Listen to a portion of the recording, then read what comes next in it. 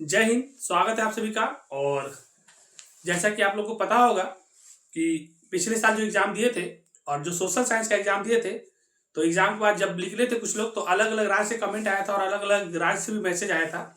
और खास करके बिहार में अलग अलग जिला से काफ़ी मैसेज आया था कि सोशल साइंस मतलब विक्रम सर। तो आप ये जो वीडियो देखने के लिए जा रहे हैं, और जो आपका फाइनल परीक्षा होने वाला है 17 फरवरी से जो शुरू हो रहा है, और 20 फरवरी को शायद आपका सोशल साइंस का परीक्षा होने वाला है, तो आपको हम ऑन कैमरा बता दे रहे कि जब आप इस वीडियो को पूरा देखिएगा और जब सोशल साइंस का पेपर देख करके आइएगा, तो आप लोग फिर से कमेंट करिएगा व्हाट्सएप में कि सामाजिक विज्ञान यानी सोशल साइंस मतलब विक्रम सर। मतलब आपके पास 80 नंबर का एग्जाम होगा, 20 नंबर का प्रैक्टिकल होता है, वो भी हम ही लोग देते हैं। तो 80 में 80 नंबर, एक नंबर भी बाहर आपको जाने वाला नहीं है। 80 ऑब्जेक्टिव आएगा, 40 बनाना रहेगा।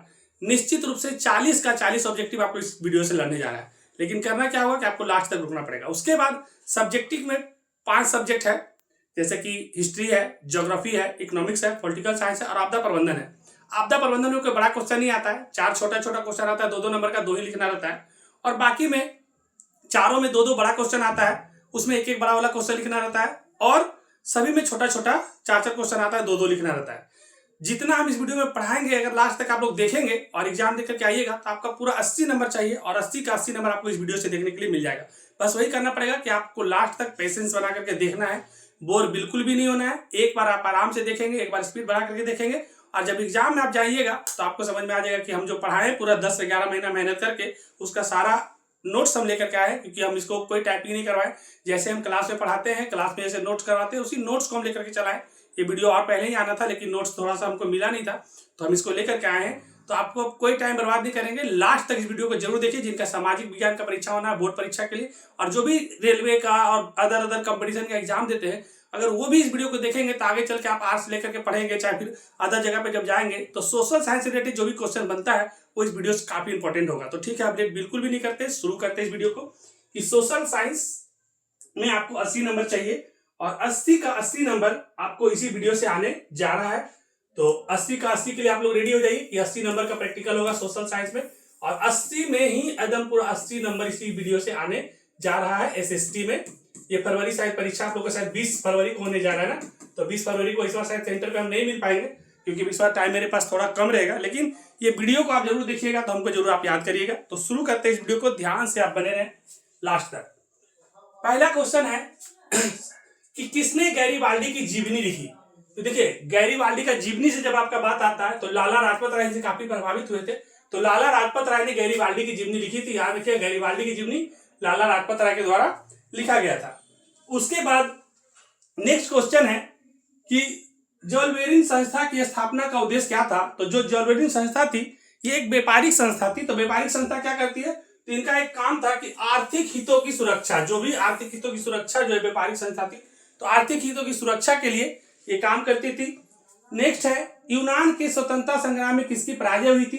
तो जब यूनान का स्वतंत्रता संग्राम चल रहा था, तो यूनान का स्वतंत्रता संग्राम में तुर्की की पराजय हो गई थी। तो याद रखिएगा कि यूनान के स्वतंत्रता संग्राम में तुर्की की पराजय हो गई थी, तुर्की हार गया था।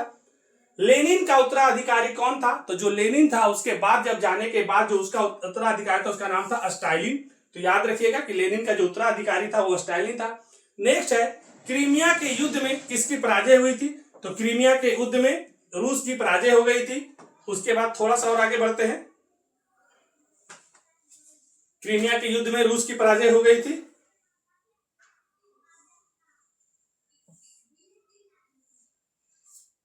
यहां से क्या है यहाँ पे,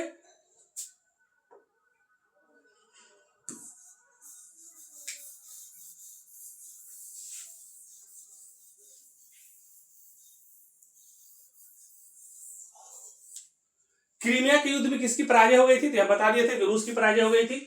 और उसके बाद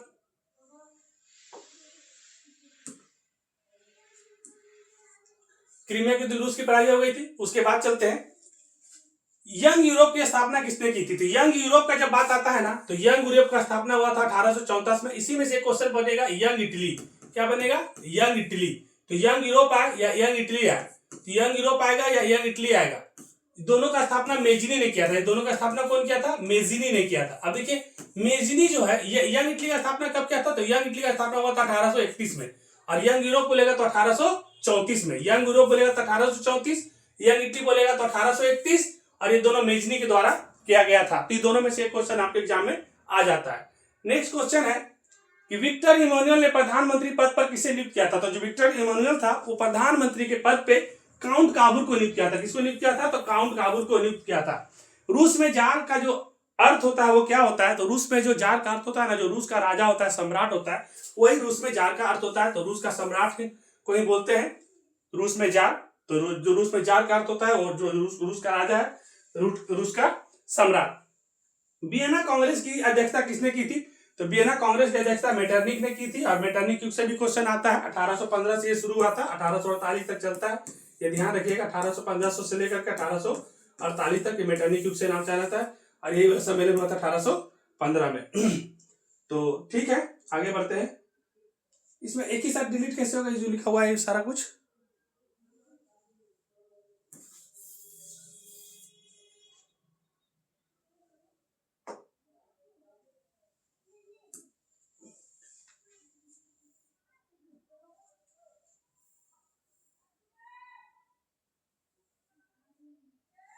नेक्स्ट है कि किस संधि के साथ जर्मनी का एकीकरण पूरा हुआ था? तो देखिए जर्मनी का जो एकीकरण पूरा हो रहा था, तो जर्मनी का एकीकरण पूरा होने में जर्मनी का एकीकरण पूरा होने में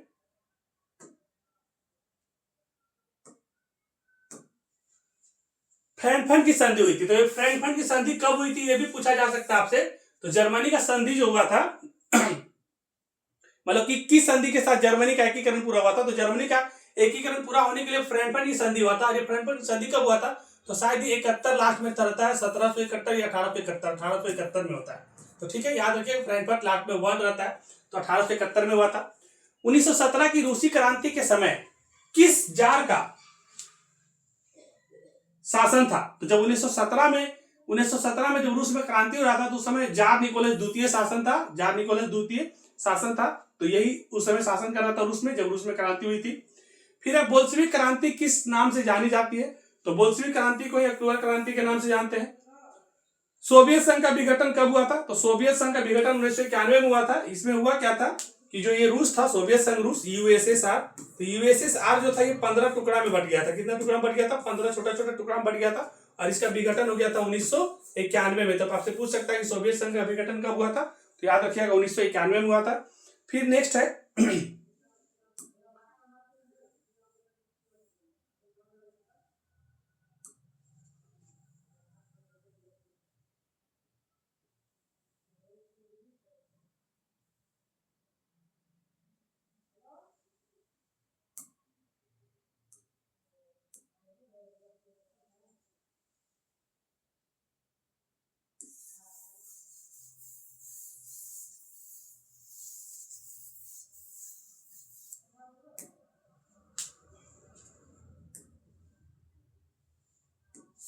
नेक्स्ट है कि किसने अपने देश में अनिवार्य सैन्य सेवा लागू की थी? देखिए जो अनिवार्य सैन्य सेवा लागू की थी वो की थी बिस्मार्क ने। कौन किया था अनिवार्य सैन्य सेवा लागू? तो बिस्मार्क ने जो था वो अपने देश में अनिवार्य सैन्य सेवा लागू की थी। बिस्मार्क से और भी क्वेश्चन बनता है कि बिस्मार्क जो था वो काफी ताकतवर एक तरह से बोल सकते हैं शासक था, और ये लॉ और रक्त का नीति चलाया था। तो इससे एक क्वेश्चन और बन सकता है कि जो बिस्मार्क था वो लॉ और रक्त का नीति चलाया था, लॉ और रक्त का नीति ये चलाया था। तो इससे एक क्वेश्चन ये वाला भी बन सकता है, तो इसको भी आप याद रखिएगा। उसके बाद है ब्रेस्ट लिटोवस की संधि किन देशों के बीच हुई थी? तो ब्रेस्ट लिटोवस का जो संधि हुआ था हम रज करके याद करवाए थे आपको, रूस और जर्मनी। तो याद रख लीजिएगा रूस और जर्मनी। भाषा के आधार पर कहां सामाजिक विभेद पाया जाता है? ये गया था। देखिए भाषा के आधार पर जहां पर सामाजिक विभेद हुआ था ना, ये तेलुगु वाला और श्रीलंका वाला में लोग में हुआ था, तमिल को लेकर के, और वहां वाला श्रीलंका वाला भाषा को लेकर के हुआ था ये वाला। यहां से क्वेश्चन बनता है कि श्रीलंका जो था ये कब आजाद हुआ था? तो श्रीलंका आजाद हुआ था 1948 में। ये भी एक क्वेश्चन बनता है, तो ये भी याद रखिएगा, श्रीलंका 1948 में आजाद हुआ था। फिर किस देश में संघात्मक शासन व्यवस्था है? तो इसको आप कमेंट में लिखिए कि कहां कहां पर संघात्मक शासन व्यवस्था है, क्योंकि यहाँ पर आंसर लिखा हुआ नहीं है। हम बता सकते थे, लेकिन आपके लिए कुछ कुछ काम होना चाहिए, जैसे हम कर रहे हैं वैसे आप भी करिए। इसको कमेंट में लिखिए कि किस देश में संघात्मक शासन व्यवस्था है। आप 1-2 देश का नाम यहाँ पर कमेंट जरूर करिए। ठीक है, आगे बढ़ते हैं।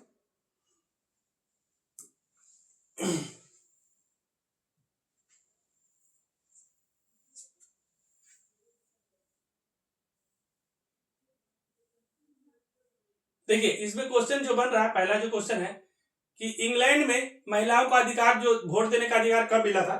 तो आप लोग देखिएगा कि इंग्लैंड में जो महिलाओं को वोट देने का अधिकार मिला था, तो इंग्लैंड में महिलाओं को वोट देने का अधिकार मिला था 1918 में। इससे पहले इंग्लैंड में वोट देने का अधिकार महिलाओं का नहीं था। तो महिलाओं को जो इंग्लैंड में वोट देने का अधिकार मिला था ये 1918 में मिला था।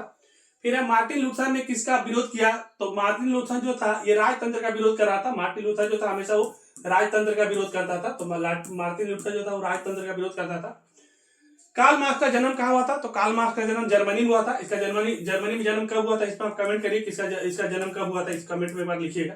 संविधान का अनुच्छेद 19 किससे संबंधित है। तो देखिए संविधान का जो अनुच्छेद है ना, उसमें से एक क्वेश्चन जरूर आता है। तो उसमें से हम सारा को आपको लेकर के चलते हैं। संविधान का अनुच्छेद आता है ना, तो संविधान का अनुच्छेद सबसे पहले जो था 14 से शायद 16 था। तो संविधान का अनुच्छेद जो है 14 लगभग वो है समानता का अधिकार, सबको बराबर का अधिकार देता है ना। 14 से 18 था।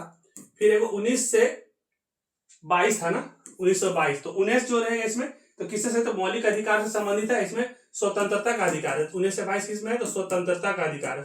19 से 22 में स्वतंत्रता का अधिकार है। 23 और 24 में जाइएगा ना, तो 23 और 24 है शोषण के विरुद्ध अधिकार। 23 और 24 में क्या है, तो 23 और 24 में शोषण के विरुद्ध शोषण के विरुद्ध अधिकार। 23 और 24 में शोषण के विरुद्ध अधिकार। तो 23 और 24 में शोषण के विरुद्ध अधिकार। उसके बाद 25 से 28 में जाइएगा ना, तो 25 से 28 में धार्मिक स्वतंत्रता का अधिकार। 25 से 28 में धार्मिक स्वतंत्रता का अधिकार। उसके बाद 29 और 30 में जाइएगा ना, तो 29-30 में सांस्कृतिक और शिक्षा का अधिकार। किसका है, सांस्कृतिक और शिक्षा का अधिकार। तो ऐसे कर करके आपको सारा याद कर लेना है। एक क्वेश्चन संविधान से बनता है। उसके बाद है किस देश को सामाजिक विभेद के कारण विखंडन का सामना करना पड़ा था। तो देखिए यहाँ पर देखिए यूगोस्लाविया जो एक देश है, यूगोस्लाविया एक देश है जिसको क्या हुआ था कि सामाजिक विभेद का कारण इसका विखंडन हो गया था, ये टूट गया था। और नेक्स्ट आगे बढ़ते हैं।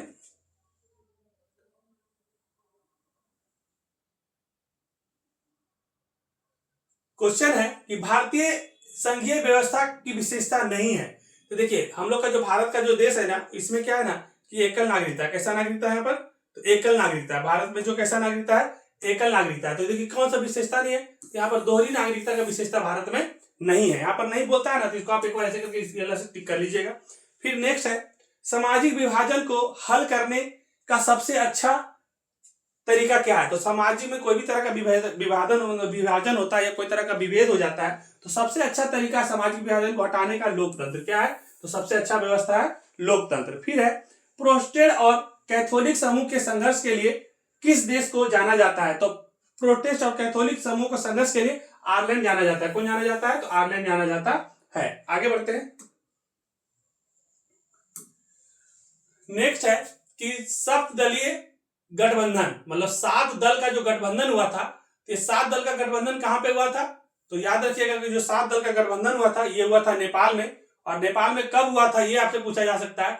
तो 7 दल का जो गठबंधन हुआ था नेपाल में वो हुआ था 2006 में। याद रखिएगा 7 दल का गठबंधन नेपाल में कब हुआ था, तो 7 दल का गठबंधन नेपाल में हुआ था 2006 में। याद रखिएगा सामाजिक विभाजन का आधार नहीं है। देखिए अब ऐसा क्वेश्चन पूछेगा, इसमें ऑप्शन हटा हुआ है, पहले एग्जाम ऐसा क्वेश्चन आया इसलिए डायरेक्ट आंसर यहाँ पे कि सामाजिक विभाजन का आधार नहीं है। देखिए सामाजिक विभाजन में क्या क्या हो सकता है, समाज में कैसे कैसे विभाजन होता है। देखिएगा आप लोग जेंडर के नाम पे, लड़का लड़की के नाम पे, है ना, यानी लिंग बोल सकते हैं इसको, कि लिंग के नाम पे लड़का लड़की इस सब के नाम पे विभाजन हो जाता है ना। जाति के नाम पे विभाजन हो जाता है, धर्म के नाम पे विभाजन हो जाता है, ये सब के नाम पे विभाजन हो जाता है। पूछेगा कि किस नाम पे नहीं होता है, तो देखिए मानवता के नाम पे सामाजिक विभाजन नहीं हो सकता है। तो नहीं होने का बात क्या ना कि नहीं हो सकता है, तो मानवता के नाम पे सामाजिक का विभाजन नहीं हो सकता है। आगे बढ़ते हैं कि भारत में न्यायपालिका किस प्रकार की संस्था है। तो भारत में जो न्यायपालिका है ना, तो भारत में स्वतंत्र न्यायपालिका। कैसा न्यायपालिका भारत में, तो भारत में स्वतंत्र न्यायपालिका।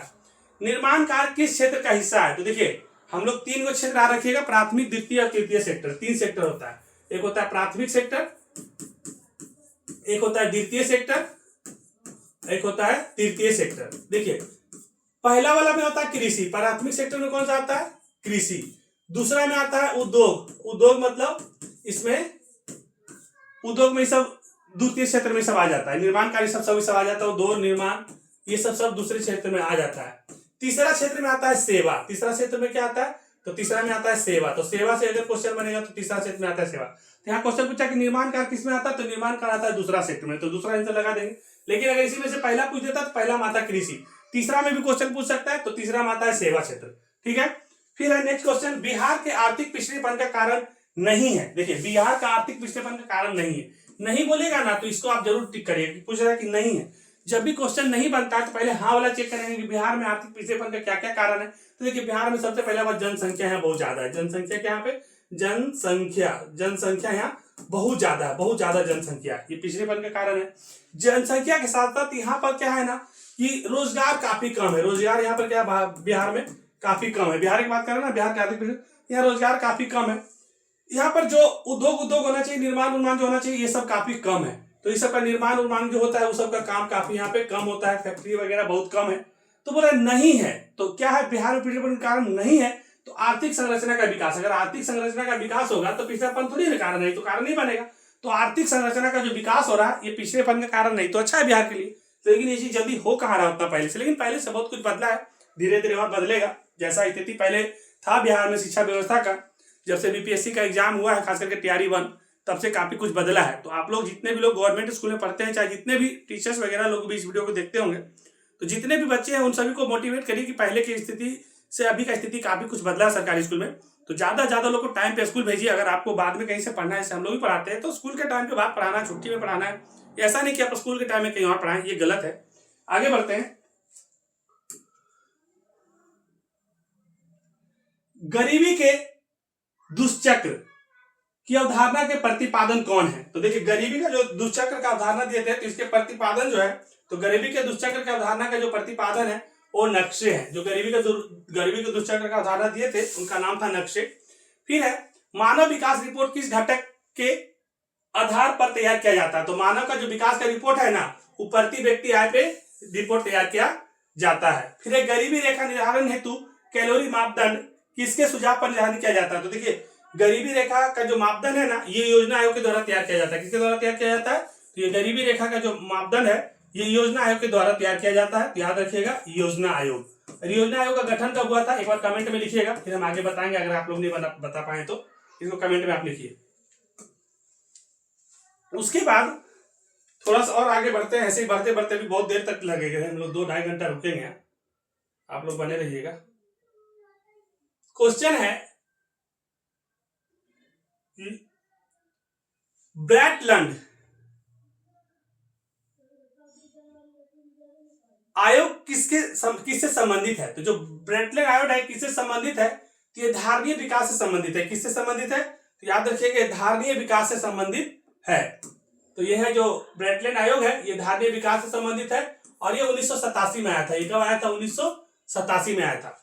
बिहार के विकास के बिना भारत का विकास संभव नहीं है। ये कथन जो है ये डॉक्टर एपीजे अब्दुल कलाम का, अब्दुल कलाम साहब जो थे वो बोले थे कि अगर अपना बिहार का विकास नहीं होगा तो भारत का भी विकास संभव नहीं है। तो भारत का विकास अगर आपको करना है तो आपको बिहार का विकास भी करना पड़ेगा। उसके बाद है मानव विकास रिपोर्ट का प्रकाशन किसके द्वारा किया जाता है। तो मानव विकास का जो रिपोर्ट का प्रकाशन किया जाता है वो किया जाता है यूएनडीपी के द्वारा। याद रखिएगा। भारत में योजना आयोग का गठन, देखिए एक क्वेश्चन आपसे पूछे थे, एक 2 तरह से क्वेश्चन बनेगा। योजना आयोग का गठन कब हुआ था, तो 15 मार्च 1950 को हुआ था। एक है राष्ट्रीय विकास परिषद, जिससे भी क्वेश्चन पूछ सकता है आपसे। तो राष्ट्रीय विकास परिषद जब पूछेगा तो इसका हुआ था 1952 में। ये क्वेश्चन भी पूछा जा सकता है, इसीलिए हम आपको यहाँ पर दिखा दे रहे हैं, इसको भी ध्यान रखिएगा। भारत की सर्वाधिक प्रति व्यक्ति आय वाला राज्य कौन सा है, कौन सा ऐसा राज्य है जहां पर सबसे ज्यादा इनकम है भारत में प्रति व्यक्ति आय में, कौन सा ऐसा राज्य है जहां पे कम इनकम है। तो देखिए जब ज्यादा बोलेगा ना तो राज्य छोटा है लेकिन इनकम ज्यादा है, तो राज्य है गोवा। गोवा में जो है प्रति व्यक्ति आय क्या है, बहुत ही ज्यादा है, प्रति व्यक्ति आय गोवा में ज्यादा है। तो सबसे ज्यादा वाला पूछेगा तो गोवा है। आप लोग सबसे कम वाला देखिएगा तो हमको लग रहा है अपना बिहार जो है ना यही सबसे कम वाला है। कम वाला अगर पूछेगा तो अपना ही राज्य लगा दीजिएगा बिहार। वर्ष भर में किसी देश में अर्जित आय की कुल मात्रा को क्या कहते हैं। देखिए एक साल में एक निश्चित अवधि होता है ना, हम लोग का शुरू होता है 1 मार्च से लेकर के 1 अप्रैल से लेकर के 31 मार्च तक। तो इस एक साल में वर्ष भर में कोई भी देश में जितना राष्ट्रीय आय अर्जित होता है पूरा राष्ट्र का, तो उसे हम लोग राष्ट्रीय आय कहते हैं। फिर है आर्थिक विकास का तीसरा क्षेत्र क्या कहलाता है। देखिए तीसरा क्षेत्र हम बता दिए ना, पहला क्षेत्र पूछेगा तो आर्थिक विकास का पहला क्षेत्र पूछेगा तो कृषि होगा। पहला क्षेत्र में क्या बताए थे, कृषि होगा। दूसरा पूछेगा तो दूसरा में होता है उद्योग निर्माण, है ना, उद्योग निर्माण। तीसरा पूछेगा तो सेवा, तीसरा क्या बताए थे, सेवा। तो देखिए क्वेश्चन बन गया ना कि आर्थिक विकास का तीसरा उद्योग किसको कहते हैं, तो तीसरा कहते हैं सेवा को। ठीक है, भारत में वित्तीय वर्ष कहा जाता है, तो भारत में तो वित्तीय वर्ष 1 अप्रैल से शुरू होता है और कब तक चलता है, 1 अप्रैल से लेकर के, तो 1 अप्रैल से लेकर के 31 मार्च तक चलता है। कब तक चलता है, 1 अप्रैल से लेकर के 31 मार्च तक चलता है। आगे बढ़े, उसके बाद क्वेश्चन है कि बिहार के किस जिले का प्रति व्यक्ति आय सबसे अधिक है। देखिए बिहार का जिला में पूछ रहा है कि बिहार में ऐसा कौन सा जिला है जहां का आय सबसे ज्यादा है। तो आप बिहार में आप जान लीजिए कि जो अपना राजधानी होगा वहीं के लोग ज्यादा पैसा कमाएंगे। तो बिहार में जो सबसे ज्यादा इनकम होता है प्रति व्यक्ति आय का, तो बिहार में पटना जिला जो है प्रति व्यक्ति आय में हमेशा आगे रहते हैं, ये ध्यान रखिएगा। कम भी पूछ सकता है, जैसे आप क्या क्वेश्चन बन सकता है वो भी आप देख ही लीजिए यहाँ पर। तो सबसे ज्यादा वाला पूछेगा बिहार में कहां पर सबसे ज्यादा आय होता है, तो बिहार में जो सबसे ज्यादा आय होता है वो होता है पटना में, ये देख लीजिए सबसे ज्यादा। कम वाला कहां पर होता है और कमेंट में लिखिएगा। अब देखिए पूछेगा कि बिहार में कुल 38 को जिला है, सबको पता है, लेकिन आपसे पूछेगा कि बिहार में सबसे ज्यादा जनसंख्या कौन जिला में, तो आपको जनसंख्या मिलेगा पटना में। सबसे कम जनसंख्या वाला जिला कौन है, तो सबसे कम जनसंख्या वाला जिला है शेखपुरा, जो मेरा जिला आता है ना। तो सबसे कम जनसंख्या है शेखपुरा वाला जिला। बिहार में सबसे बड़ा जिला क्षेत्रफल में कौन है, पश्चिमी चंपारण। सबसे छोटा जिला कौन सा है क्षेत्रफल में, शिवहर। ऐसे करके क्वेश्चन आपसे पूछा जा सकता है कोई ना कोई क्वेश्चन। ठीक है, कोयला किस प्रकार का संसाधन है, तो देखिए भैया कोयला जो किस प्रकार का संसाधन, ऐसा क्वेश्चन बनता है तो इसी में से आप कुछ क्वेश्चन जोड़ देते हैं कि कोयला जो एक अनवीकरणीय संसाधन, अनवीकरणीय संसाधन का मतलब इसको दोबारा उपयोग हम लोग नहीं कर सकते। जैसे कोयला हो गया, पेट्रोल हो गया, इसको आप एक बार उपयोग करेंगे दोबारा उपयोग करेंगे। गाड़ी में पेट्रोल डाले, आप अपना खुटौना से गए मधुबनी, पेट्रोल खत्म हो गया, फिर दोबारा उपयोग होगा क्या, तो जिसका एक ही बार उपयोग करेंगे वो हो जाता है अनवीकरणीय, चाहे कोयला हो, चाहे पेट्रोल हो, चाहे जो भी हो, जिसका हम लोग एक बार उपयोग करेंगे। जिसका बार बार उपयोग करेंगे वो तो अनवीकरणीय संसाधन, जैसे सौर ऊर्जा, पवन ऊर्जा, ये सब क्या है, तो सौर ऊर्जा, पवन ऊर्जा, ये सब जो है ये सब अनवीकरणीय, इसका हम लोग बार बार उपयोग कर सकते हैं। एक बार चार्ज करिए फिर उपयोग करिए, फिर चार्ज करिए फिर उपयोग करिए। तो हम लोग जिसका बार बार उपयोग करेंगे वो नवीकरणीय होता है, जिसको हम लोग एक बार उपयोग करेंगे उसको अनवीकरणीय संसाधन कहते हैं। समुद्री क्षेत्र में राजनीतिक सीमा किसी क्षेत्र को राष्ट्रीय आय संपदा करते, जैसे समझा देते इसको क्या कहना है। जैसे हम लोग का भारत का ये वाला जो क्षेत्र है, ठीक है, हम ऐसे सिंपल में बना देते हैं, बहुत लोग मेरा नक्शा पे हंसने लगते हैं, ये दिखाने के लिए, इसको समझाने के लिए खाली। देखिए ये जो भारत है, तो ये जो भारत पूरा है, ये भारत के बाद तो दूसरा देश हो जाएगा। तो जो समुद्र है, जो तीनों हिस्सा समुद्र वाला है, तो कितना क्षेत्र तक जो व्यापार होगा, वो जो समुद्री क्षेत्र में राजनीतिक सीमा के कितने किलोमीटर क्षेत्र तक राष्ट्रीय संपदा आएगा। तो देखिए जब हम लोग व्यापार करने के लिए निकलेंगे ना, तो 1.2 किलोमीटर नॉटिकल माइल्स होना चाहिए। 19.2 याद रखिएगा, 19.2 तक रहेगा। तो इतना किलोमीटर तक जो भी व्यापार होगा ना, वो अपना भारतीय क्षेत्र के लिए होगा। इसके बाद जो होगा वो इंटरनेशनल हो जाएगा, पूरे देश के लिए होता है। तो ठीक है, तो समुद्री क्षेत्र में राजनीतिक सीमा कितने किलोमीटर क्षेत्र तक राष्ट्रीय संपदा निहित होती है, तो 19.2 किलोमीटर याद रखिएगा। नॉटिकल माइल्स भी दे सकता है, तो इसमें कोई दिक्कत नहीं है। आगे बढ़ते हैं, बिहार के किस जिले का प्रति व्यक्ति आय कम है। देखिए सबसे कम बोला ना, तो कम वाला में शिवहर आ गया है। कौन आ गया है, शिवहर। ये जो शिवहर है यहाँ का सबसे प्रति व्यक्ति आय सबसे कम है। जनसंख्या सबसे कम पूछेगा ना, तो जनसंख्या कम है शेखपुरा का। जनसंख्या कम किसका कम है, शेखपुरा का। क्षेत्रफल में भी सबसे छोटा जिला शिवहर है। क्षेत्रफल में भी सबसे छोटा जिला पूछेगा कौन सा है, तो क्षेत्रफल में भी सबसे जिला छोटा। एक क्वेश्चन और बन सकता है बिहार से, कि पूछेगा कि बिहार में जो ये लड़का लड़की का जो जेंडर गैप है, तो सबसे ज्यादा जनसंख्या लड़की का कहां पर है जेंडर इक्वालिटी में। तो देखिए ज्यादा जो पूछेगा ना कि ज्यादा लैंगिक अनुपात कहां पर है लड़की का, तो गोपालगंज एक जिला है बिहार में। तो गोपालगंज का जो लैंगिक अनुपात है ना लड़की लोग का, ये ज्यादा है। यहाँ पर ये जो लैंगिक अनुपात यहाँ ज्यादा है, लड़की लोग का संख्या यहाँ पर ज्यादा है ना, यहाँ गर्ल्स का संख्या ज्यादा है गोपालगंज में। सोपानी कृषि किस राज्य में प्रचलित है। देखिए सोपानी कृषि करने के लिए ना पहाड़ी वाला क्षेत्र होना चाहिए। तो सोपानी कृषि प्रचलित किसमें है, तो उत्तराखंड में प्रसिद्ध है। किसमें प्रसिद्ध है, तो सोपानी जो कृषि होता है ये उत्तराखंड में होता है। आगे बढ़ते हैं, पंजाब में भूमि निम्नीकरण का मुख्य कारण क्या है। तो देखिए पंजाब में जो भूमि निम्नीकरण होता है ना, इसका कारण है कि वहां पर बहुत ज्यादा सिंचाई होता है। पंजाब में क्या होता है कि बहुत ज्यादा सिंचाई होता है, उसका मुख्य कारण है कि अत्यधिक सिंचाई होता है। पंजाब में क्या होता है, अत्यधिक सिंचाई के कारण वहां का जो भूमि है वो निम्नीकरण हो गया, वहां का उत्पादन थोड़ा कम हो गया है। काली मृदा का दूसरा नाम क्या है? देखिए काली मृदा का जो दूसरा नाम है, तो एक तो काली मिट्टी जानते हैं, काली मृदा को हम लोग रेगुन मृदा भी कहते हैं। काली को क्या कहते हैं? रेगुन मृदा भी कहते हैं। तो काली मृदा का एक और नाम पूछेगा तो उसको रेगुन मृदा भी कहते हैं। वह कौन सा संस्था है जो मेढक के प्रजनन को नष्ट कर देता है? देखिए रसायन है, वह कौन सा रसायन है? संस्था कहां से आ जाएगा? वह कौन सा रसायन है जो मेढक के प्रजनन को नष्ट कर देता है? तो देखिए एंड्रीन यहाँ पर दिया हुआ है ना, ये एक ऐसा रसायन है जो मेढक का प्रजनन को नष्ट कर देता है। कौन? एंड्रीन। तो याद रखिएगा कि एंड्रीन एक ऐसा रसायन है जो मेढक के प्रजनन को नष्ट कर देता है। नेक्स्ट क्वेश्चन है कि बिहार में अति जल दोहन से किस तत्व का संदूषण हो रहा है? देखिए बिहार में क्या हो गया ना कि आजकल पानी से इतना अत्यधिक सिंचाई हो रहा है, पानी का इतना गलत ढंग से उपयोग हो रहा है। आजकल नल जल योजना सरकार के द्वारा चला रही योजना तो बड़ा अच्छा है, लेकिन ज्यादा जगह पे इस सब पानी का ना दोहन ही हो रहा है। उससे देखते हैं कि कहीं पर पीने की जगह पर उससे खेत को पटाया जा रहा है, और जमीन से जब ज्यादा पानी निकल जाएगा, अत्यधिक जब जल का दोहन होने लगेगा तो उससे फ्लोराइड का मात्रा बढ़ जाएगा। और बिहार में देखिएगा ज्यादातर लोग का दांत तो पीला हो गया होगा, आप लोग भी अपना अपना दांत एक बार देख लीजिएगा। तो ये क्या हो गया कि फ्लोराइड के कारण होते जा रहा है, इससे आप लोग का दांत खराब होने का समस्या बढ़ते जा रहा है। तो पानी का अत्यधिक जब जमीन से निकाल लीजिएगा तो लास्ट में फ्लोराइड का मात्रा बढ़ जाएगा, थोड़ा दिक्कत हो जाएगा आप लोग के लिए। नेक्स्ट है इंदिरा गांधी नहर किस राज्य में स्थित है? तो इंदिरा गांधी नहर किस राज्य में स्थित है?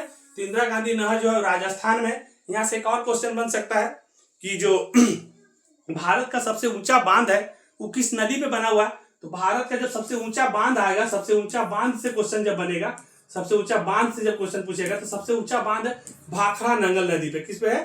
भाखड़ा नांगल पे है ना, भाखड़ा, याद रखिएगा। भाखड़ा नांगल एक नदी है पंजाब में, तो भाखड़ा पे सबसे ऊंचा बांध है।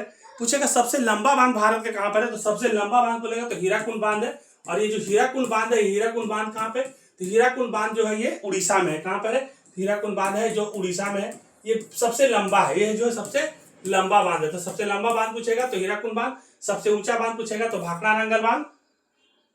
जीवाश्म ईंधन क्या है या जीवाश्म ईंधन है? तो देखिए जीवाश्म ईंधन के इसमें जिसमें जिससे कि आज से हजारों करोड़ों साल पहले जब जमीन में भूकंप वगैरह आता है तो पलटी मार देता है, तो बहुत सारा लोग जमीन के नीचे दब जाते हैं। जहां पर जीव जंतु दब मर के सड़ गल जाते हैं वो हो जाते हैं जीवाश्म। तो जीवाश्म ईंधन क्या होता है? तो जैसे कोयला हो गया, पेट्रोलियम हो गया, प्राकृतिक गैस हो गया, ये सब क्या है? ये सब सभी जीवाश्म ईंधन है। ठीक है।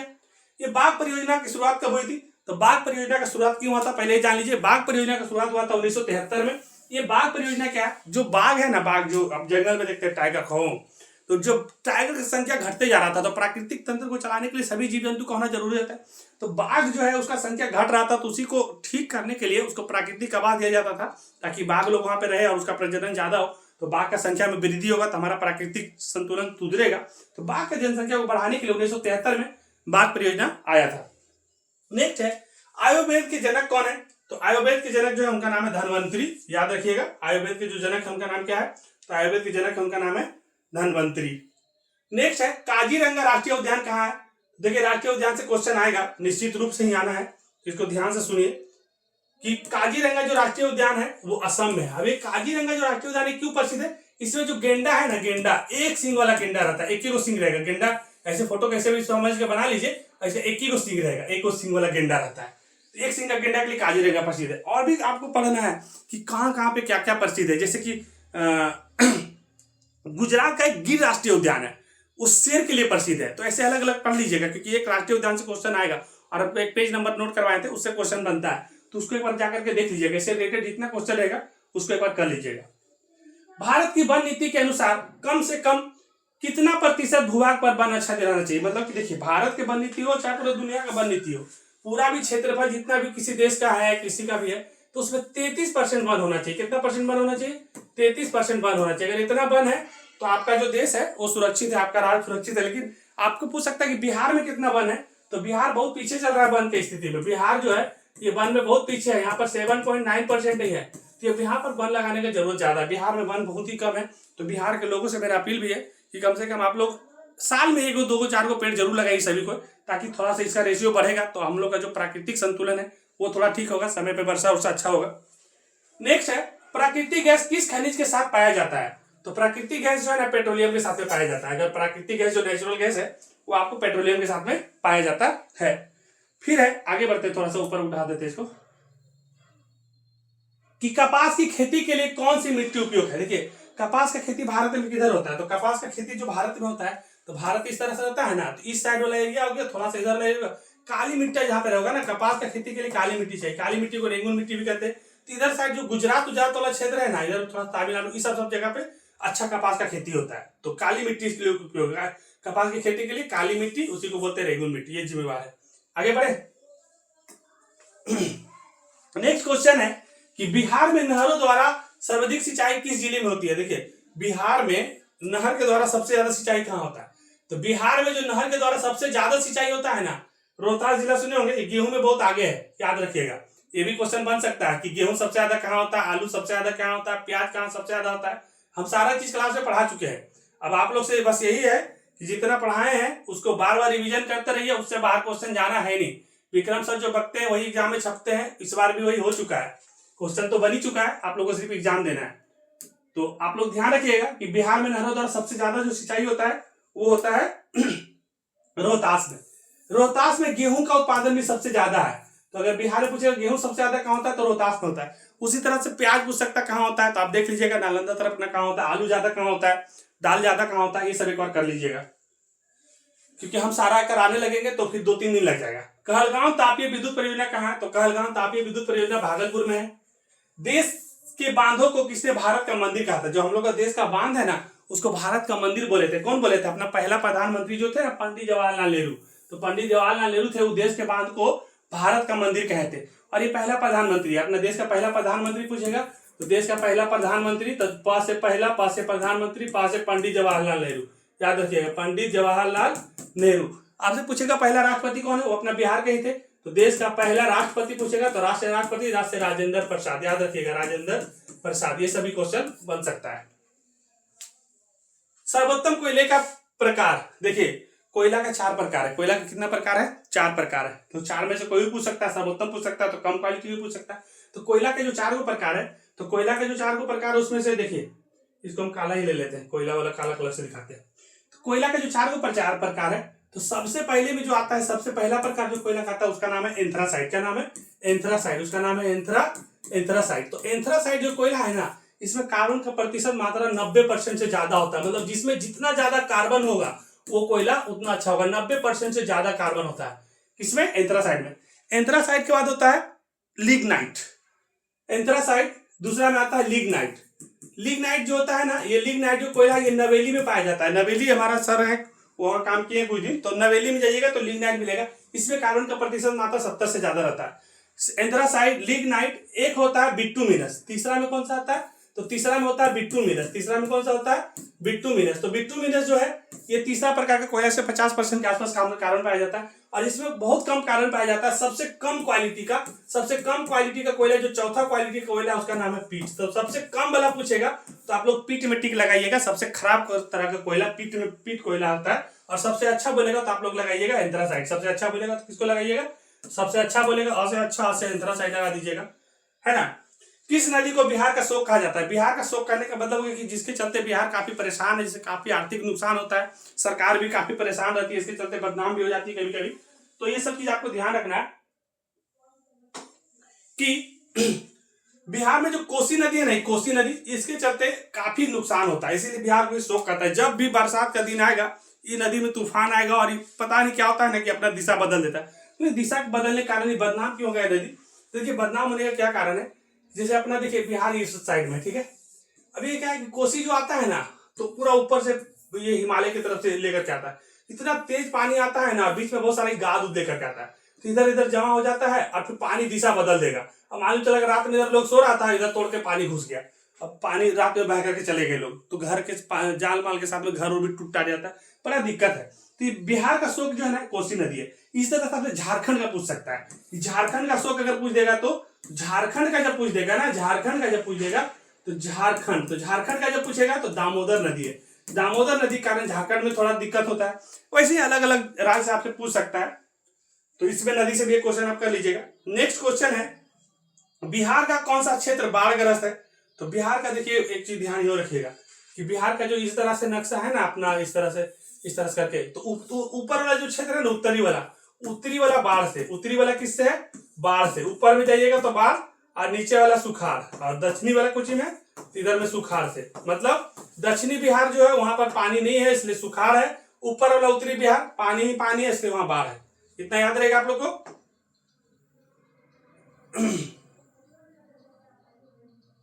वर्ष 1934 में बिहार ने किस प्राकृतिक आपदा का सामना किया था? तो 1934 में बिहार में बहुत तगड़ा भूकंप आया था। तो 1934 में बहुत तगड़ा वाला भूकंप आया था, तो बिहार भूकंप का सामना किया था, बहुत जबरदस्त भूकंप आया था 1934 में। ये भी क्वेश्चन पूछ सकता है कि बिहार में कब भूकंप आया था, तो 1934 में बहुत तगड़ा भूकंप आया था। सुनामी का प्रमुख कारण क्या है? तो देखिए, जब भी समुद्र में भूकंप आता है, ऐसे भूकंप आता है तो हम लोग तबाह होते हैं, लेकिन जब समुद्र में भूकंप आएगा ना तो सुनामी आ जाएगा, और इतना सुनामी आएगा कि आपको रात दिन पानी पड़ते रहेगा, जल्दी छूटेगा भी नहीं। काफी हवा हुआ तेज हो जाता है, बहुत सारा डैमेज होना शुरू हो जाता है। आगे बढ़ते हैं। देखिए वीडियो जितना खींचेंगे, क्योंकि हमको लग रहा है कि पूरा खत्म हो पाएगा, लेकिन जितना हो पाएगा उतना हम जरूर करेंगे। तो नेक्स्ट क्वेश्चन है कि भाखड़ा नांगल परियोजना किस नदी पे बना हुआ है? तो आप लोग देखिए, हम इसको पढ़ा ही रहे थे, क्वेश्चन आ भी गया कि भाखड़ा नांगल जो परियोजना है ये सतलज नदी पे बना हुआ है। कौन नदी पे बना हुआ है? तो भाखड़ा नांगल परियोजना जो है सतलज नदी पे बना हुआ है। इसको अच्छा से समझ लीजिए। और ये भाखड़ा नांगल परियोजना के साथ साथ आप ये भी देख लीजिएगा कि भारत का जो सबसे लंबा बांध है, वो भारत का सबसे लंबा बांध कहाँ पे है? तो भारत का जो सबसे लंबा बांध है वो हीराकुंड बांध है। और हीराकुंड बांध कहाँ पे है? तो सबसे लंबा बांध के बारे में जब आपसे पूछेगा तो सबसे लंबा बांध हीराकुंड बांध है। और हीराकुंड जो बांध है ये हीराकुंड बांध उड़ीसा में, कहाँ पे है? उड़ीसा में। इसको आप ध्यान से आप एक बार देख लीजिएगा। नेक्स्ट है कि मानव जनित आपदा का उदाहरण क्या है? देखिए, दो तरह का आपदा आता है भारत में, दो तरह का, भारत के पूरे दुनिया में सब जगह आता है। एक आपदा ऐसा आता है जिसपे हम लोग का रोक नहीं, वो प्राकृतिक आपदा होता है। एक आपदा ऐसा है जिसको हम लोग खुद उत्पन्न करते हैं। तो आप लोग को समझना है कि प्राकृतिक आपदा कौन है और मानव जनित आपदा कौन है। देखिए, एक है प्राकृतिक आपदा। प्राकृतिक का मतलब इस पे हमारा बस नहीं है, हम उसको चाह करके भी कंट्रोल नहीं कर सकते। जैसे अगर बाढ़ आ जाए, अभी क्या आ जाए? बाढ़ आ जाए, पानी बहुत ज्यादा बढ़ जाए, तो बाढ़ जब आ जाएगा तो क्या हम लोग उसको रोक सकते हैं? तुरंत में नहीं रोक सकते ना। तो प्राकृतिक आपदा है। जैसे भूकंप आ जाए, कहीं पर भी भूकंप आ जाएगा, तो भूकंप जब कभी भी आ जाएगा आप उसको रोक सकते हैं? नहीं रोक सकते। तो क्या कर सकते हैं कि उसका नुकसान को हम लोग कम कर सकते हैं, तैयारी कर सकते हैं कि जो भी लोग डैमेज हो गए, मर गए, तो उसको जल्दी से साइड करिए, उसके लिए कैंप लगाइए। लेकिन ये सब प्राकृतिक आपदा है। ये सब कौन सा आपदा है? प्राकृतिक आपदा है। लेकिन कुछ ऐसा आपदा है जो मानव जनित आपदा है। अब मानव जनित आपदा में कौन सा आपदा होगा? अब जैसे हम लोग क्या करते हैं कि रास्ते में गए, किसी से झगड़ा हो गया, अब एक बम लाए और मार दिए। अब बम मार दिए तो आप जिसे झगड़ा था उसको तो मारे किए, लेकिन जहां पर मारे उसको भी दिक्कत हो गया। ये मानव जनित आपदा। अब क्या किए कि कहीं पर बहुत भीड़ था और वहां पर गए और कोई झगड़ा कर दिया, दंगा करवा दी। ये दंगा जो कराए क्या कराए? ये मानव जनित आपदा है। तो दो तरह का आपदा होता है, एक होता है मानव जनित आपदा और एक होता है प्राकृतिक आपदा। प्राकृतिक आपदा वैसा आपदा है जिसमें मानव का कंट्रोल नहीं है, जैसे बाढ़, भूकंप, सुनामी। और मानव जनित आपदा वो है जिसमें मानव का कंट्रोल है, सांप्रदायिक दंगे, आतंकवाद, महामारी। आगे बढ़ते हैं।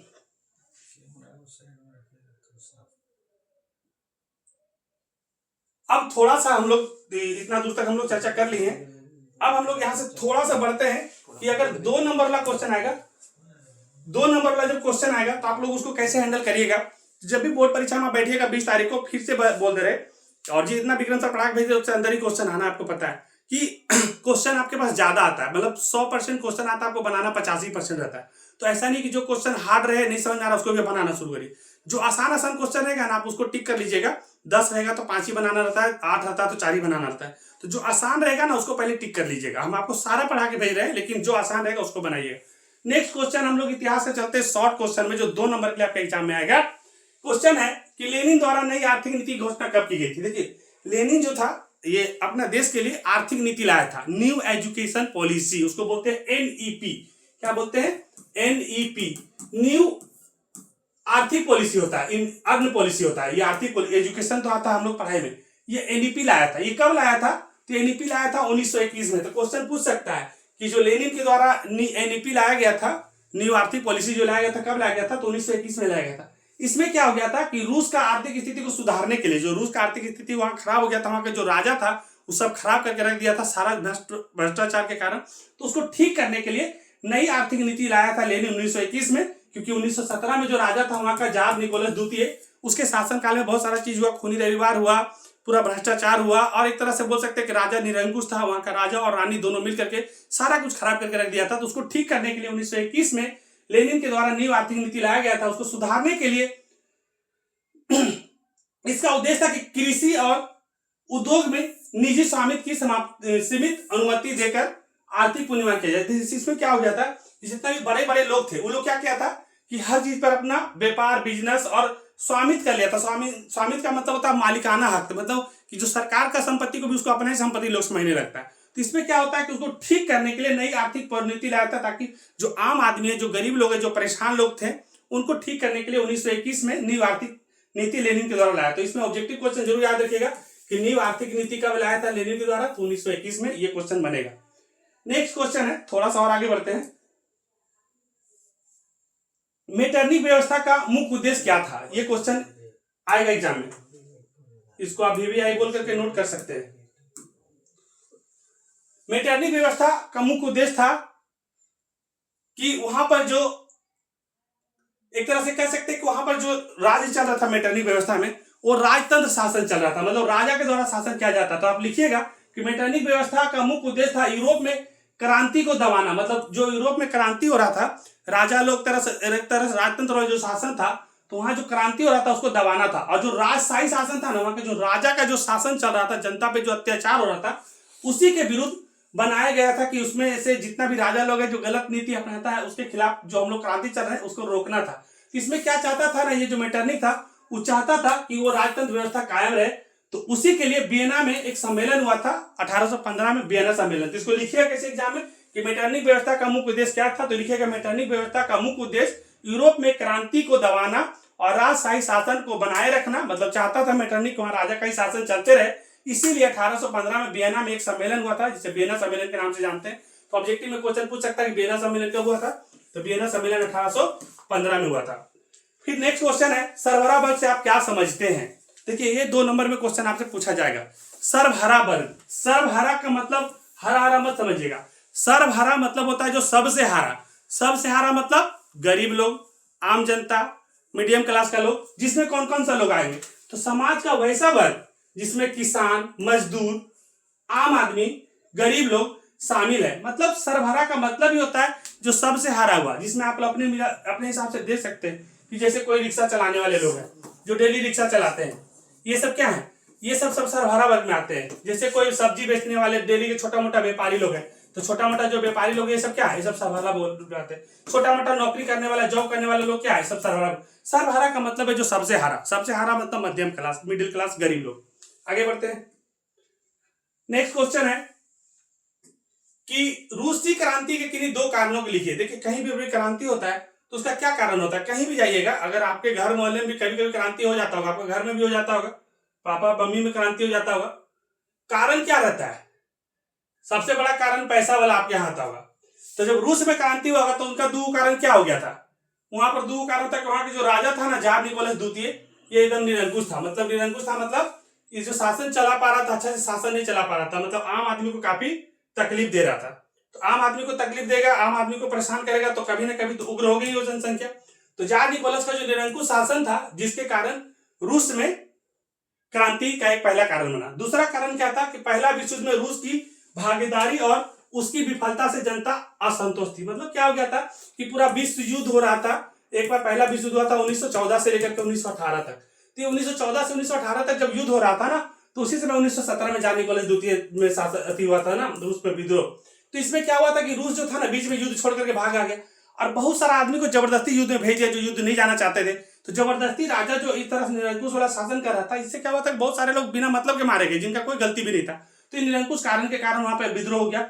दूसरा, पहला विश्व युद्ध में क्या था कि ये भागीदारी में विफल हो गया। इसको जैसा राजा को अपना सैनिक को बना करके भेजना चाहिए वैसा नहीं भेजा, बिना ट्रेंडे सैनिक को सबको ऐसे आम आदमी को भेज दिया, तो वो लोग युद्ध में टिकेगा नहीं। तो ये 2 जो बड़ा कारण था रूस में क्रांति का, ये जरूरी लिखिए, इसको जरूर लिखिएगा। थोड़ा सा और आगे बढ़ते हैं। पॉलिटिकल साइंस से कैसा क्वेश्चन आपको बनेगा। पॉलिटिकल साइंस में जब आइएगा तो क्वेश्चन पूछेगा भारत को धर्मनिरपेक्ष बनाने वाले किन्हीं 2 प्रावधानों को बताइए। देखिए भारत में धर्मनिरपेक्ष का मतलब क्या होता है, इसको आप समझिए पहले कि धर्मनिरपेक्ष मतलब होता है कि जहां पर कोई भी धर्म बड़ा और छोटा नहीं होता है। भारत एक ऐसा देश है जहां पर सभी धर्मों को बराबर अधिकार दिया जाता है। आप हिंदू हो, मुस्लिम हो, सिख हो, ईसाई हो, क्रिश्चियन हो, 8 धर्म है कुल, ईसाई के साथ फिर पारसी धर्म एक आता है। तो जो भी धर्म है वो सब बराबर है। यहाँ पर धर्म को लेकर के कोई झमेला नहीं है। आप कहीं का भी है, कोई भी धर्म मान सकते हो। खास करके 18 साल से जब ज्यादा हो जाते हैं तो आप कोई भी धर्म को अपना भी सकते हैं। इसमें किसी का कोई बाउंडेशन नहीं है, जबरदस्ती आपके साथ परिवर्तन नहीं करा जा सकता धर्म को। तो भारत में धर्मनिरपेक्षता बनाया के दो कारण लिखेगा।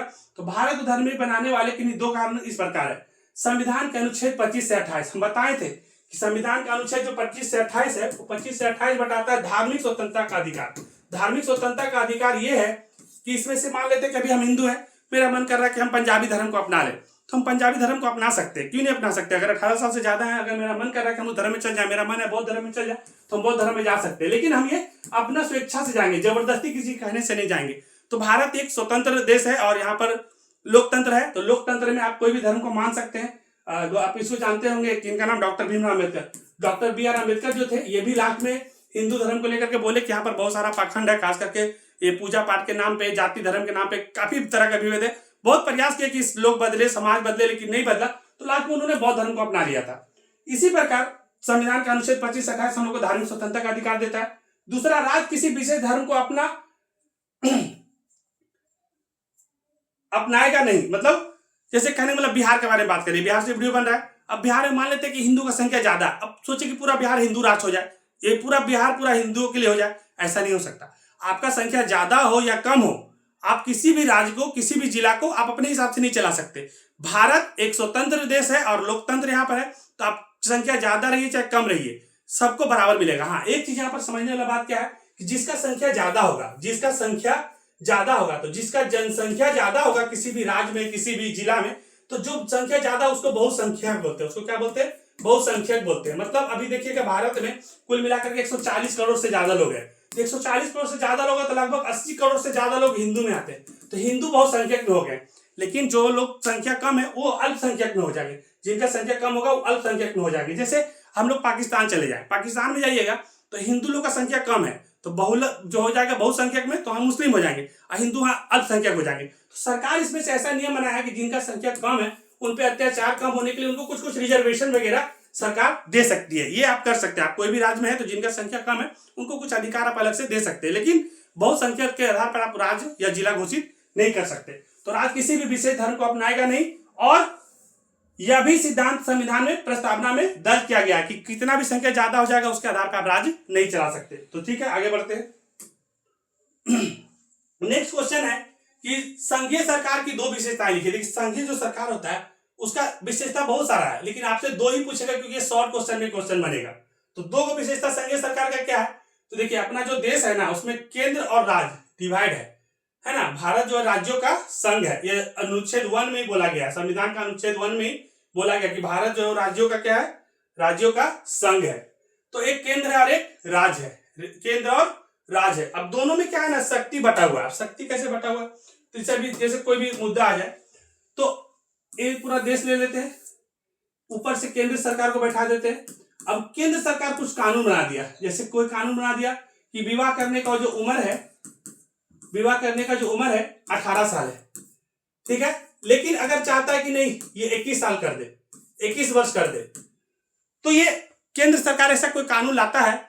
और राज्य सरकार अगर चाहे कि इसको विरोध कर दे कि नहीं, आप ये जो नियम ला रहे हैं ये सिर्फ देश के लिए नहीं है, अपना राज्य के लिए भी लागू होगा, तो चाहता है कि नहीं ये नियम लागू नहीं हो। तो कुछ वैसा नियम है जिसका कुछ ऐसा नियम है जिसको आप लोग अपने मन से लागू नहीं कर सकते। आप चाहते कि 18 साल वाला जो शादी करने को इसको 21 साल कर दे, तो अपने कहने से नहीं कर सकते। लेकिन कुछ ऐसा नियम है जिसपे केंद्र सरकार कानून बनाएगा और वो लागू कर सकती है। जैसे कि आप कोई भी आयकर लेते हैं तो आय से रिलेटेड कोई भी चीज आइएगा तो केंद्र सरकार उसका फैसला ले सकता है। कुछ वैसा कानून है जिसमें दोनों का कानून बनाने का अधिकार है, जैसे शिक्षा, स्वास्थ्य, ये सब पे कानून राज्य बना सकता है, केंद्रीय बना सकता है। तो आप लोग एग्जाम में लिखिएगा कि संघीय सरकार का दो विशेषता क्या है। तो केंद्र राज्य जो है ये दो शक्तियों में बटा हुआ है। दोनों सरकार को स्वतंत्र रूप से अपने अपने कार्य क्षेत्र में शासन करने का अधिकार है। तो ऐसे ही लिख दीजिएगा कि केंद्र अपने हिसाब से कोई भी कानून बना सकता है, राज्य भी अपने हिसाब से कानून बना सकता है। और जब दोनों में कोई विवाद हो जाए केंद्र और राज्य में, तो केंद्र का जो कानून है वो मान्य होगा। नेक्स्ट बढ़ते हैं आगे कि भारत की भाषाई विविधता से आपका क्या अभिप्राय है। देखिए, भारत में जो है ना जनसंख्या 140 करोड़ से ज्यादा है, तो अलग अलग भाषा भी है। आप लोग को पता भी होगा कि भाषा के आधार पर अपने यहाँ राज्य भी बना है। 1953 में सबसे पहला राज्य बना था आंध्र प्रदेश। तो भाषा के आधार पर अलग अलग विविधता का क्या अभिप्राय है। तो भारत में बोली जाने वाली अनेक भाषाओं मतलब जैसे देखिएगा कि कहीं जाइएगा तो आपको हिंदी बोलेगा, कहीं गुजराती बोलेगा, कहीं मराठी बोलेगा, कहीं कोई कोई भाषा बंगाली बोलता है। तो क्या हुआ था ना कि 1953 में, सबसे पहले 1953 में ये भाषा के आधार पर आंध्र प्रदेश एक राज्य है, यहाँ पर क्या हुआ था कि एक कोई नेता थे, श्री रामुलु पोट्टी नाम था उनका, वो भाषा के आधार पर राज बनाने के लिए बहुत ही दबाव डाले। लास्ट में वो आमरण अनशन पे बैठ गए और उनका लगभग 50-60 दिन भूखे रहने के कारण उनका मृत्यु हो गया था। तो पहला राज्य आंध्र प्रदेश भाषा के आधार पर बन गया। उसके बाद क्या हुआ कि ऐसे ही करते करते अलग अलग राज्य में विरोध करने लगे, हमको भाषा का राज्य बने। तो महाराष्ट्र एक राज्य है जो मुंबई जिसका नाम था। तो मुंबई जो था ना, ये मुंबई में कुछ लोग गुजराती भी बोलते थे। तो क्या हुआ कि मुंबई को 2 टुकड़ा कर दिया गया और जो मराठी बोलते थे उसको महाराष्ट्र दे दिया गया और जो गुजराती बोलते थे उसको गुजरात दे दिया गया। तो भाषा के आधार पर क्या हो गया कि बहुत सारा विविधता होते रहा। धीरे धीरे बहुत सारा सरकार नियम लाते रहती, काम लाती और देश सरकार को भाषा को लेकर के राज्य को भी बांटना पड़ा। जैसे अभी आपको एक और राज्य दिखाते हैं, तेलंगाना, जो सबसे लास्ट राज्य बना था। तेलंगाना भी ये सब को लेकर के जनसंख्या के कारण और भाषा के कारण राज्य बटा। 2000 में 3 राज्य अलग हुआ था, जैसे झारखंड बना था, उत्तराखंड बना था और एक छत्तीसगढ़ बना था। तो कुछ ना कुछ विवाद भाषा को लेकर के होते रहता है। नेक्स्ट आगे बढ़ते हैं। संविधान की 8वीं अनुसूची में अभी 22 भाषाएं हैं। संविधान की 8वीं अनुसूची में भी कितना भाषा है? तो संविधान की 8वीं अनुसूची में भी 22 भाषा है। अब 22 भाषा में सब भाषा को मान्यता मिला हुआ है, लेकिन कुछ ऐसा ही भाषा इसका मान्यता नहीं होगा। लेकिन ये 22 भाषा क्या है? तो संविधान के 8वीं अनुसूची में भी 22 भाषा है। अभी संविधान के 8वीं अनुसूची में कितना भाषा है? तो 22 भाषा है। अब ये 22 भाषा में तमिल, मराठी, बांग्ला ऐसे और भी भाषा होगा जिसको भारत सरकार मान्यता दे चुका है। भाषा सर्वोत्तम के अनुसार भारत में 1600 से अधिक भाषाएं बोले जाते हैं। सोचिए कि भारत में 1600 से ज्यादा, अगर ऑब्जेक्टिव में आपसे पूछा जाएगा कि भारत में अभी के टाइम में कितना भाषा बोला जाता है, 1600 से ज्यादा भाषा। आप समझ लीजिए कि 28 राज्य और 8 केंद्र शासित प्रदेश, 28 या 36 है, 36 राज्य मिला करके 1600 से ज्यादा भाषा बोला जाता है। मतलब एक आदमी 2, 4, 5 भाषा भी सीख ले तो बहुत है। अलग अलग राज्य में अलग अलग भाषा प्रचलित है। अलग अलग राज्य बोले तो बिहार में ज्यादा लोग हिंदी बोलते हैं, गुजरात में ज्यादा लोग गुजराती बोलते हैं, तमिल में जाइएगा तो तमिल बोलेंगे। ऐसा नहीं कि हिंदी नहीं समझते हैं, हिंदी सबसे ज्यादा बोले जाने वाला भाषा भारत में। हिंदी के बाद पूछेगा कि कौन सा भाषा है, ऐसा भी ऑप्शन में बना पूछ सकता है। तो हिंदी के बाद अगर आपसे पूछे कि भारत में सबसे ज्यादा कौन सा बोला जाता है, तो हिंदी। हिंदी के बाद अगर आपसे पूछे तो बांग्ला। हिंदी के बाद कौन सा बोला जाता है? बांग्ला। बांग्ला के बाद अगर आपसे पूछा जाएगा तो तमिल। ऐसे करके ऑप्शन दे देगा। तमिल के बाद में फिर कौन सा रहेगा, लेकिन फर्स्ट में सबसे ज्यादा बोले जाने वाली भाषा भारत में हिंदी है। दूसरा वाला पूछा जा सकता है, बांग्ला को टिक लगाइएगा। नेक्स्ट है तमिलनाडु में तमिल, महाराष्ट्र में मराठी और बंगाल में बंगाली, पंजाब में पंजाबी, उत्तर प्रदेश में हिंदी। सबसे ज्यादा बोले जाने वाली भाषा जो है वो है हिंदी। आगे बढ़ रहे हैं। भारत की विधायकों में महिलाओं के प्रतिनिधि के बारे में बताइए। आज जो भारत का चुनाव होता है वो आप लोग देख रहे होंगे, कुछ दिन पहले बिहार में चुनाव हुआ और उसमें महिलाओं का काफी रोल रहा है। खास करके जो जीविका में काम करते हैं उन लोगों को काफी तगड़ा रोल रहा। उनके कारण सरकार बदल भी नहीं पाया। तो आप लोग देखिएगा कि भारत में जो विधायक है महिलाओं का भूमिका की स्थिति क्या है, लेकिन स्थिति तो बहुत ही खराब है। अब कैसे खराब है देखिए, वर्तमान में जो लोकसभा में महिलाओं का प्रतिनिधित्व 13 से 14% है। देखिए कोई भी चीज में परसेंटेज होता है 100%। कितना परसेंट होता है? 100%। लोकसभा में भी जो चुनाव होता है वो होता है 543 सीट पे। कितना सीट पे होता है? 543 पे। 2 सीट होता था एंग्लो इंडियन का। एंग्लो इंडियन के बारे में बताए थे कि जब हम लोग का देश आजाद हुआ था 1947 में। कब आजाद हुआ था? 1947 में। तो जब 47 में देश आजाद हो रहा था ना, अभी चल रहा है 2025, तो ज्यादा दिन हुआ नहीं, 75-80 साल हो रहा है। तो उस समय 1947 में क्या हुआ था ना कि कुछ लोग, भारत वाला लोग जो थे, अंग्रेज लोग से शादी कर लेते थे। अब अंग्रेज से शादी कर लिया और उनका पापा है भारत का। अब उनका जो बच्चा हो गया तो वो ना भारत का रहा ना अंग्रेज का रहा, और वो अंग्रेज तो यहाँ से चला गया। तो उन लोग का जो बच्चा होगा वो राजनीति में कैसे आएगा? तो वैसे बच्चा को हम लोग बोलते थे एंग्लो इंडियन। जो इसका पापा बाहर का है, मम्मी यहाँ का है, चाहे मम्मी पापा यहाँ का है, उसका बाप वहाँ का, तो एंग्लो इंडियन होते थे। तो उसके लिए जो 2 सीट रखा गया था ये एंग्लो इंडियन के लिए था। किसके लिए था? तो एंग्लो इंडियन के लिए था, जिसका पापा विदेश में है, मम्मी यहाँ का है, या मम्मी विदेश के हैं, पापा यहाँ का है, उसके लिए। लेकिन अब इसको खत्म कर दिया गया। 543 सीट पे चुनाव हुआ।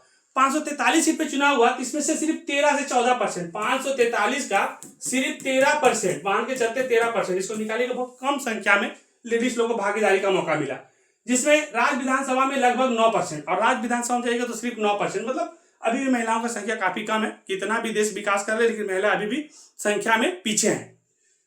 नेक्स्ट है, हालिया विधेयक पारित हो चुका है लेकिन 2029 तक लागू नहीं हो गया। अब क्या हो गया कि अभी जो आप लोग 543 से सीट देख रहे थे ना, आपको कुछ दिन के बाद आपको 2029 से पहले हो सकता है 2027, 28, 29 में चुनाव है ना, 29 चुनाव में देखिएगा ये जो सीट है बढ़ जाएगा। ये 543 जो सीट है ना, ये लगभग कितना सीट बढ़ जाएगा? तो 13% को दिखा रहा है 2029 तक। लगभग ये 600 प्लस सीट हो जाएगा। लगभग 645, 650 के आसपास सीट होगा। क्यों होगा? क्योंकि हर 10 लाख की जनसंख्या पे, भारत में जनसंख्या 140 करोड़ प्लस है, तो हर 10 लाख की जनसंख्या पे हर 10 लाख की जनसंख्या पे एक सांसद का रूल है।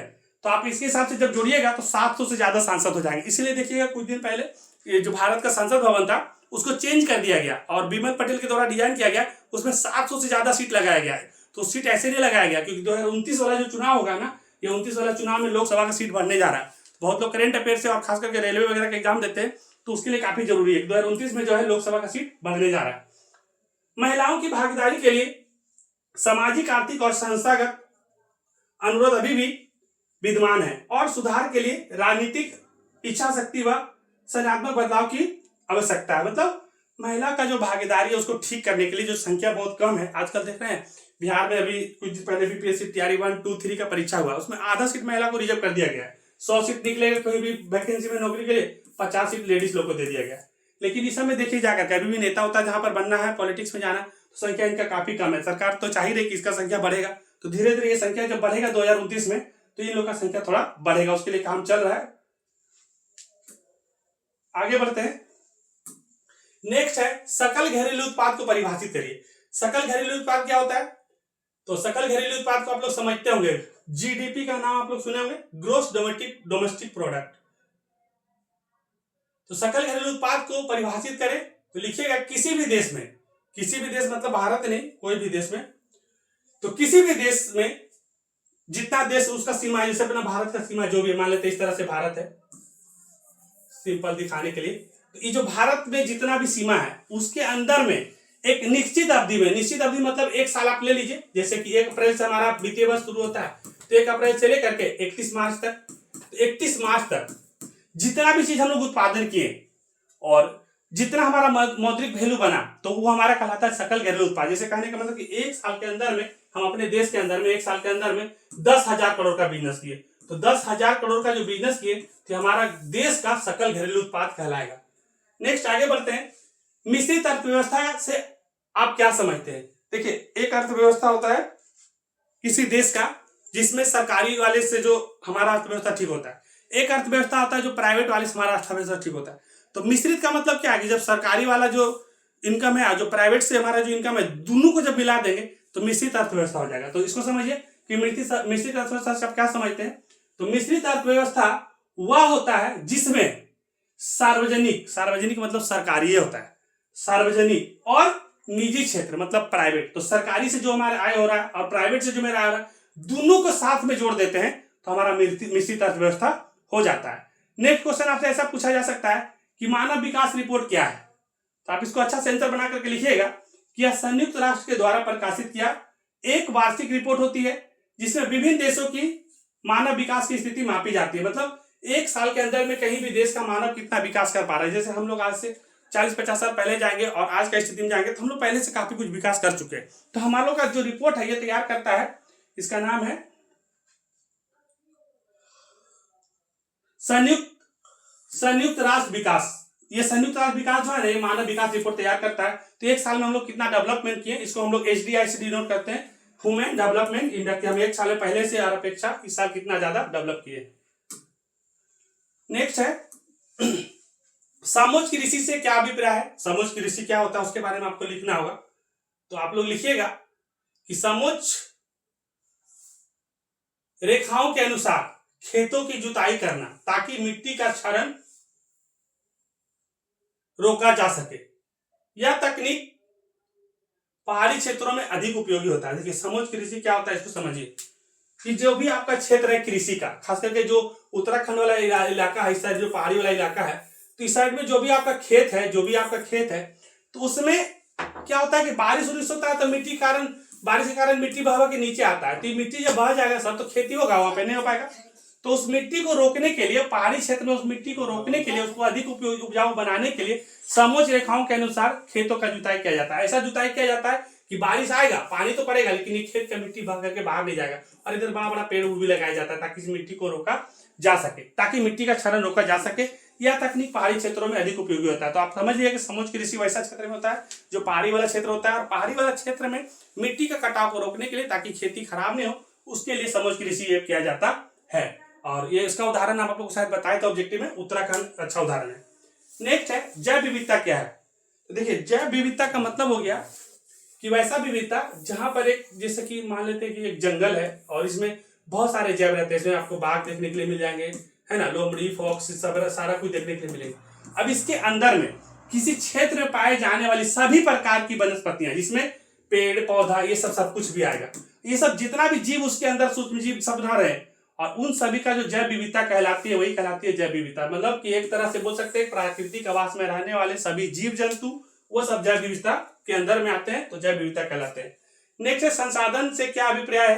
तो संसाधन क्या होता है, तो संसाधन वैसे चीज को कहते हैं जो हम मानव आवश्यकताओं को पूरा करें। जैसे कहने का मतलब अभी हम पढ़ा रहे हैं, तो इसके पहले जो बोर्ड हुआ करता था पेंसिल से लिखते थे, लिखते लिखते हाथ मुंह सब गंदा हो जाता था। आज हाथ मुंह गंदा नहीं हो पा रहा है, तो मेरा काम को आसान कर दिया कि नहीं, तो हमारे लिए संसाधन हो गए। आप लोग लिखिएगा संसाधन से क्या अभिप्राय है, तो वे सभी प्राकृतिक मानव निर्मित और मानव संसाधन जिनका उपयोग मानव अपनी आवश्यकता को पूर्ति करने के लिए करता है, वो सभी संसाधन कहलाता है। संसाधन मतलब दो तरीका का, एक तो हमारे पास मानव निर्मित संसाधन है जिसको हम लोग बनाए, जैसे बोर्ड को कोई मानव ने बनाया, लेकिन कुछ ऐसा संसाधन है जिसको प्राकृतिक न, जैसे हवा नहीं रहेगा तो हम लोग जीवित भी नहीं रहेंगे, ये प्राकृतिक संसाधन है। जैसे पानी हम लोग नहीं बनाए, प्राकृतिक संसाधन है। तो संसाधन वैसे चीज को कहते हैं जिससे हमारा आवश्यकता पूरा हो जाए, जिससे हमारा जीवन आसान हो जाए।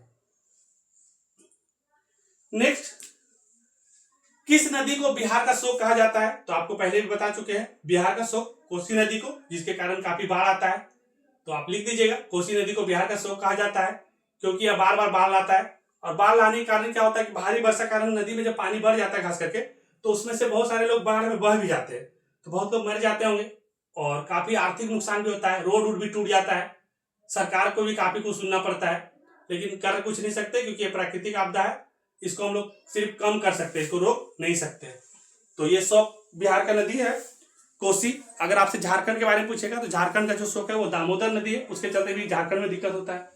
नेक्स्ट है सूखे के लिए जिम्मेवार कारकों का बताइए। अब सूखा के लिए क्या होगा, कहीं पर अगर बाढ़ आता है, पानी ज्यादा पड़ रहा है, बाढ़ आता है, तो सुखाड़ क्या होगा, तो कहीं पर भी पानी अगर ज्यादा पड़ रहा है, कहीं पर पानी क्या पड़ रहा है, ज्यादा पड़ रहा है, तो जब पानी ज्यादा पड़ेगा तो बाढ़ आएगा, लेकिन कम पड़ेगा तो वर्षा का कमी होगा तो सुखाड़ हो जाएगा, वर्षा कमी होगा तो क्या हो जाएगा, वर्षा कमी होगा तो सुखाड़ हो जाएगा।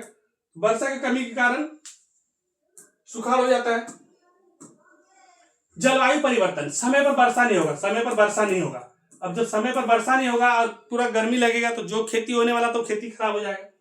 भूमिगत जल का अत्यधिक दोहन, अब जमीन के नीचे जो पानी है, आप लोग देखिए मोटर चला के खेती पटा रहा है, आजकल डीजल पंप पता नहीं कौन कौन पंप लगाता है, सरकार उस पर रोक भी लगा कर रखा हुआ। इससे क्या हो रहा है ना कि सूखा के लिए सब जिम्मेवार है, क्योंकि बाद में जल का संकट होगा, तो जल स्रोतों का संरक्षण ना हो पाना। अब जल को अगर हम लोग नहीं बचाएंगे ना, तो आने वाला टाइम में पानी पीने के लिए भी नहीं मिलेगा, तो ये काफी दिक्कत हो जाएगा। तो ये सब सारा चीज को समझना है, क्योंकि अगर हम लोग अभी जल को नहीं बचाएंगे तो आने वाला टाइम में जमीन के नीचे जल मिलेगा ही नहीं।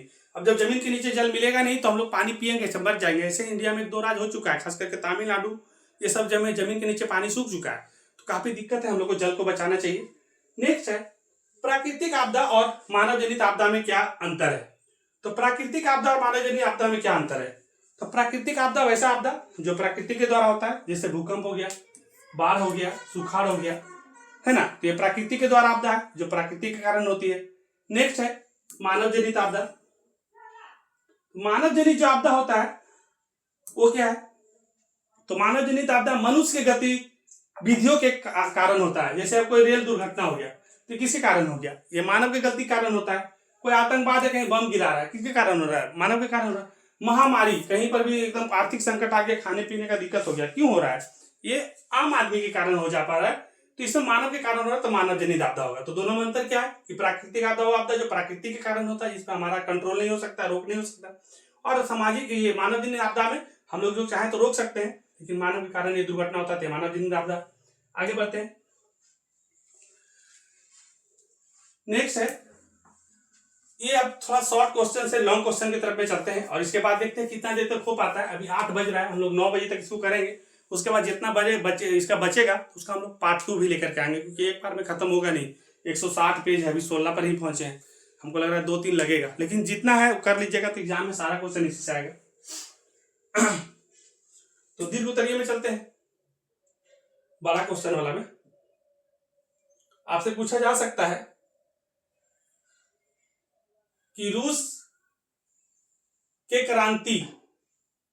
रूसी क्रांति के प्रभावों की विवेचना करिए। अब ऐसा क्वेश्चन अगर आपसे पूछा गया एग्जाम में कि रूस क्रांति के प्रभावों की विवेचना करिए, तो आप लोग एग्जाम में अच्छा से लिखिएगा, ज्यादा इसमें नहीं समझाएंगे, कैसे लंबा क्वेश्चन है, जैसे वैसे समझा देते हैं वैसे ही आप इसको नोट कर लीजिएगा। कि रूसी क्रांति विशेषकर 1917 की अक्टूबर क्रांति, तो 1917 का जो अक्टूबर क्रांति है ना, उसी को हम लोग रूसी क्रांति भी कहते हैं, है ना। तो याद रखिएगा 1917 का जो अक्टूबर क्रांति है उसी को हम लोग रूसी क्रांति भी कहते हैं। तो 1917 का जो अक्टूबर क्रांति है उसको हम लोग रूसी क्रांति कहते हैं। दूरगामी प्रभाव हुए जिन्होंने केवल रूस नहीं बल्कि पूरे विश्व को प्रभावित किया। जो रूस का क्रांति हुआ था 1917 में, तो सिर्फ रूस को प्रभावित नहीं किया था, पूरा दुनिया को प्रभावित किया था। कैसे? क्योंकि इसके प्रमुख प्रभाव निम्नलिखित है। कैसे था? तो 1917 में जो वहां का राजा था जार निकोलस द्वितीय, तो उसका जारशाही का अंत हो गया था। जो राजा था 1917 में जब क्रांति हुआ रूस में, तो उसका राजशाही शासन अंत हो गया। उसके बाद सोवियत संघ की स्थापना हो गई और सोवियत संघ का स्थापना हो गया। सोवियत संघ यूएसएसआर, संयुक्त राष्ट्र यूएसएसआर का सोवियत संघ रूस का स्थापना हो गया था। क्रांति के परिणाम स्वरूप, जब रूस में क्रांति हुआ उसके परिणाम स्वरूप रूस में सदियों पुरानी जारशाही शासन का अंत हो गया। जो पुराना शासन राज्य का चलते आ रहा था जार का, वो अंत हो गया। और व्लादिमीर लेनिन के नेतृत्व में बोल्शेविक सत्ता संभाली, जिससे रूसी सोवियत संघात्मक समाजवादी गणराज्य की स्थापना हुई। और जो राज शासन था जार का, वो अंत हो गया और लेनिन का शासन आया, है ना। तो उसमें समाजवादी गणराज्य का स्थापना हो गया, जो बाद में सोवियत संघ यूएसएसआर बना। बाद में सोवियत संघ क्या बन गया? सोवियत संघ रूस यूएसएसआर बन गया। नेक्स्ट आगे बढ़ते हैं, और क्वेश्चन क्या क्या बन सकता है। नेक्स्ट है आर्थिक और सामाजिक परिवर्तन। अच्छा, इसी में फिर और क्या काम हुआ? तो आर्थिक और सामाजिक परिवर्तन भी हुआ रूस में। तो इसमें क्या हुआ कि क्रांति ने रूस के अर्थव्यवस्था और समाज की क्रांतिकारी परिवर्तन लाए। कृषि भूमि का किसानों को और कारखानों का श्रमिकों को वितरण किया गया। बैंक का राष्ट्रीयकरण किया गया और अर्थव्यवस्था को नियंत्रित करने के लिए राष्ट्रीय स्तर पर परिषदों का गठन किया गया। वही हुआ कि जैसे कि आर्थिक स्थिति को ठीक करने के लिए लेनिन 1921 में आर्थिक नीति लाता है, और वहां जो भी चीज था अर्थव्यवस्था में किसान के लिए भूमि को लेकर के बहुत सारा चीज परिवर्तन किया, जिससे वहां का जो अर्थव्यवस्था है रूस का, वो नियंत्रित किया गया। आगे बढ़ते हैं। इससे क्या हो गया कि प्रथम विश्व युद्ध के रूस की वापसी हो गया, और प्रथम विश्व युद्ध में रूस की वापसी हो गया। बोल्शेविक सरकार ने ब्रेस्ट लिटोवस्क की संधि के साथ रूस को प्रथम विश्व युद्ध से बाहर निकाला, और ब्रेस्ट लिटोवस्क की जब संधि हो गया तो रूस को जो था प्रथम विश्व युद्ध से बाहर निकाल दिया गया था। इसी कारण काफी तबाही भी मचा था,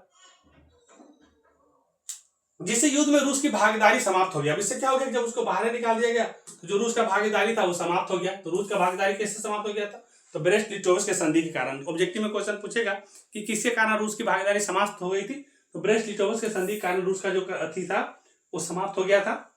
जर्मनी में एकीकरण में बिस्मार्क की क्या भूमिका थी? तो बिस्मार्क जो था एक सैनिक तगड़ा शासक था, और ये लॉ और रक्त का नीति लाया था। इससे रिलेटेड क्वेश्चन रहेगा, इसको आप एक बार कर लीजिएगा, बाद में हम कर ही देंगे कि बिस्मार्क के द्वारा लॉ और रक्त का नीति चलाया गया था। तो लॉ और रक्त का नीति लाया था बिस्मार्क के द्वारा, और इसमें बहुत सारा काम किया गया था बिस्मार्क के द्वारा, इसको हम आगे चल के बताएंगे। नेक्स्ट है कि पॉलिटिकल साइंस में ऐसा क्वेश्चन बन सकता है कि भारत में किस तरह जातिगत असमानताएं जारी है, इसको स्पष्ट करिए। अगर ऐसा क्वेश्चन बनेगा तो आप इसको कैसे लिखिएगा? आप लोग लिखिएगा कि भारत में जातिगत असमानताएं ऐतिहासिक रूप से सामाजिक ढांचे का एक महत्वपूर्ण हिस्सा रही है। मतलब आंसर में लिखिएगा कि भारत में जातिगत असमानताएं ऐतिहासिक रूप से सामाजिक ढांचे का एक महत्वपूर्ण हिस्सा रही है। यद्यपि भारतीय संविधान ने जाति आधार पर किसी भी प्रकार के भेदभाव गैर कानूनी घोषित किया है, फिर भी आज भी जातिगत असमानताएं समाज के विभिन्न स्तरों पर विद्यमान है। इस असमानताओं के विभिन्न रूप है। तो इसमें जो जातिगत असमानता है इसका विभिन्न रूप है, इसको समझिएगा आसानी से। पहला है सामाजिक असमानता। पहला क्या है? सामाजिक असमानता। और सामाजिक असमानता में क्या है? तो लिखिएगा कि जातिगत भेदभाव के कारण दलितों, आदिवासियों और अन्य पिछड़े वर्गों को समाज में समान सम्मान नहीं मिल रहा है। अब जातिगत के कारण क्या हो रहा है ना कि आजकल देखिएगा कि कहीं पर बोलेगा कि आप ऊंचा जाति का है, कहीं बोलेगा आप नीचा जाति। तो समाज में समान समान लोगों को नहीं दिया जा रहा है, खास करके आदिवासियों को, दलितों को, अन्य पिछड़े वर्गों को, है ना। आज भी ऊंची जातियों नीची जातियों के साथ मेल जोल से कतराते हैं, और आज भी जो अपने आप को बड़े जाति के श्रेणी में रखते हैं, है ना। आप लोग देखिएगा कि जितना भी छोटा छोटा काम है ना, खास करके नाली साफ करने का काम है, कचरा साफ करने का काम है, कोई भी बड़ा जाति के लोग उसमें आएंगे नहीं। लेकिन जब बात करने का बारी आएगा तो उनको बराबर इक्वलिटी चाहिए कि इसमें आरक्षण नहीं होना चाहिए, ये नहीं होना चाहिए। लेकिन उनसे एक बार बोलिए कि जाकर के नाली साफ करना है तो कितने बड़े जाति के लोग उसमें काम करने वाले आते हैं। अगर 100 खाली सीट मान लेते हैं तो उसमें से देखिएगा कि 98 से ज्यादा आपको छोटे जाति के लोग मिलेंगे।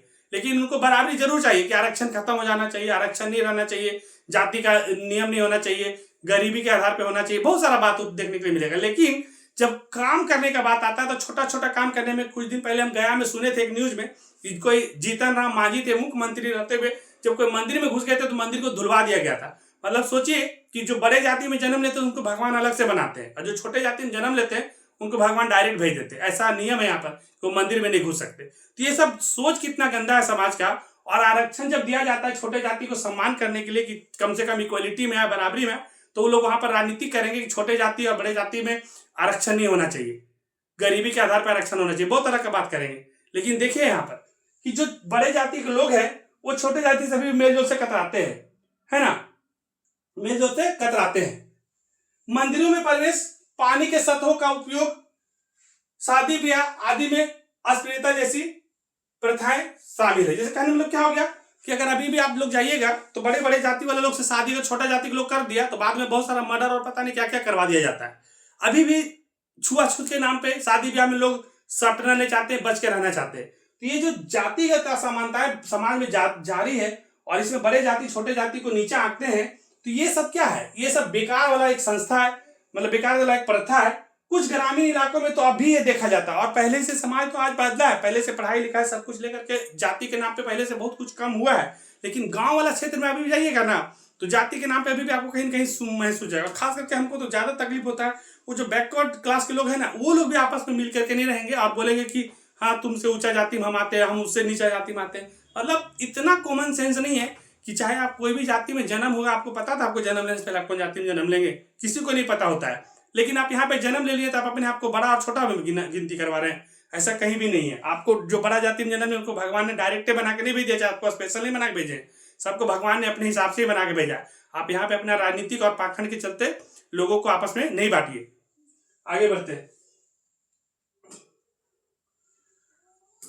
नेक्स्ट क्वेश्चन है आर्थिक असमानता, मतलब नेक्स्ट टॉपिक है इसमें आर्थिक असमानता। मतलब आर्थिक असमानता क्या है कि आजकल देखिएगा कि नीची जातियों के लोग, विशेषकर अनुसूचित जातियां, मतलब एससी वाले लोग जितने लोग हैं और जनजाति जो एसटी वाले लोग हैं, अक्सर आर्थिक रूप से पिछड़े होते हैं। मतलब देखिएगा कि ज्यादातर देखिएगा कि जो भी लोग गरीब है वो ज्यादातर आपको एससी एसटी वाले लोग भी मिलते हैं। क्यों मिलते हैं? क्योंकि उन लोग को अलग रखा जाता है समाज से, हर काम में उनको भागीदारी नहीं दिया जाता है, और कुछ भी होगा तो दबाया जाता है, उनके बात को सुना नहीं जाता है। अगर अभी देख लेते हैं लोकसभा विधानसभा में कुछ आरक्षण दिया जाता है तो उसमें भी बात उठा दिया जाता है कि आरक्षण के कारण जीत गया, ऐसा हो गया वैसा हो गया, समान अधिकार आप देते ही नहीं है। तो अनुसूचित जाति और जनजाति की आर्थिक स्थिति बहुत खराब है, और उनके पास भूमि संसाधनों और रोजगार के सीमित अवसर भी होते हैं। उनके पास भूमि भी उतना नहीं है। पहले के समय में क्या था कि जब राजा महाराजा लोग थे तो उससे बड़े बड़े जाति लोग उन लोग से मिल जाते थे और वो अपना भूमि का मालिक बन जाते थे, भूमियार और पता नहीं क्या क्या लोग कहलाते थे। अब क्या हो गया कि भूमि भी अपने पास एससी एसटी वाले लोगों के पास होते नहीं है, तो इससे भी वो लोग पीछे जाते हैं। उसके बाद रोजगार भी उनको मिलता नहीं है। आप बड़े बड़े पोस्ट पे देखिएगा तो नीचे जाति के लोगों को नहीं रखा जाता है, कोई ना कोई राजनीति करके षड्यंत्र करके। आजकल तो हम लोग हर जगह देख रहे हैं, स्कूल में देख रहे हैं, बहुत जगह देखते हैं राजनीतिक होता है। ये सब बहुत गलत चीज है, इसी के कारण देश हमारा पीछे है। सोचिए कि जो 3000 कितना हजार किलोमीटर दूर था अंग्रेज वाले लोग, इंग्लैंड वाला लोग, वो आके भारत को गुलाम बना के चल जाता है, क्योंकि यहाँ के लोग खुद ही खराब है, अपने पैसा के चक्कर में बिक जाएंगे, अपने समाज के लोग को शोषण करेंगे।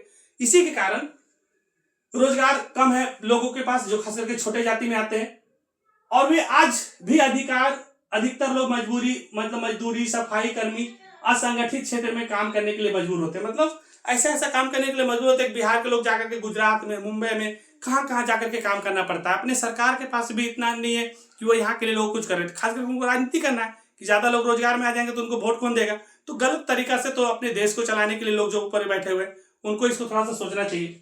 शैक्षणिक असमानताएं हैं। अब देखिएगा कि हालांकि सरकार द्वारा आरक्षण और सहायता योजनाएं उपलब्ध है, फिर भी बहुत से दलित और पिछड़े वर्गों को बच्चे गुणवत्तापूर्ण शिक्षा से वंचित रह जाते हैं।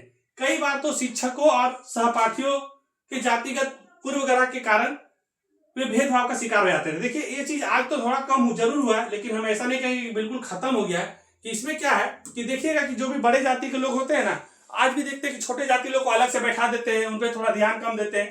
तो इसके कारण क्या हो गया है ना कि आजकल असमानताएं देखने जा रहा है शैक्षणिक वाले में भी। तो इसके कारण भी सहपाठी लोग जो होते हैं, बड़े जाति के लोग खास करके, वो छोटे जाति के साथ बैठना पसंद नहीं करते, बातचीत करना पसंद नहीं करते। तो एक तरह से शैक्षणिक माहौल भी खराब ही हो रहा है। तो इसको भी ठीक करने के लिए सरकार प्रयास कर रही है। आगे बढ़ते हैं। चौथा है राजनीतिक असमानताएं। अब राजनीतिक असमानताएं क्या है, तो आप लोग इसको देखिएगा कि हालांकि आरक्षण के माध्यम से अनुसूचित जातियों और जनजातियों को राजनीतिक प्रतिनिधि मिला है, फिर भी जमीनी स्तर पर उन्हें निर्णय निर्माण की प्रक्रिया में बराबर भागीदारी नहीं मिली है। कई बार तो उनका प्रतिनिधित्व मात्र प्रतिनिधात्मक होता है। मतलब आज भी देखिएगा तो राजनीतिक असमानता बना हुआ है। अगर सीट आरक्षण नहीं होता तो शायद नीचे जाति वाले को कोई सीट भी नहीं मिलता और शायद उनको वोट में खड़ा होने का भी अधिकार नहीं मिलता और अपने हक के लिए लड़ भी नहीं पाते। लेकिन कुछ आरक्षण होने के कारण थोड़ा सा स्थिति बदला है, लेकिन अभी भी बढ़िया बढ़िया निर्णय लेने में इन लोगों को दूर रखा जाता है।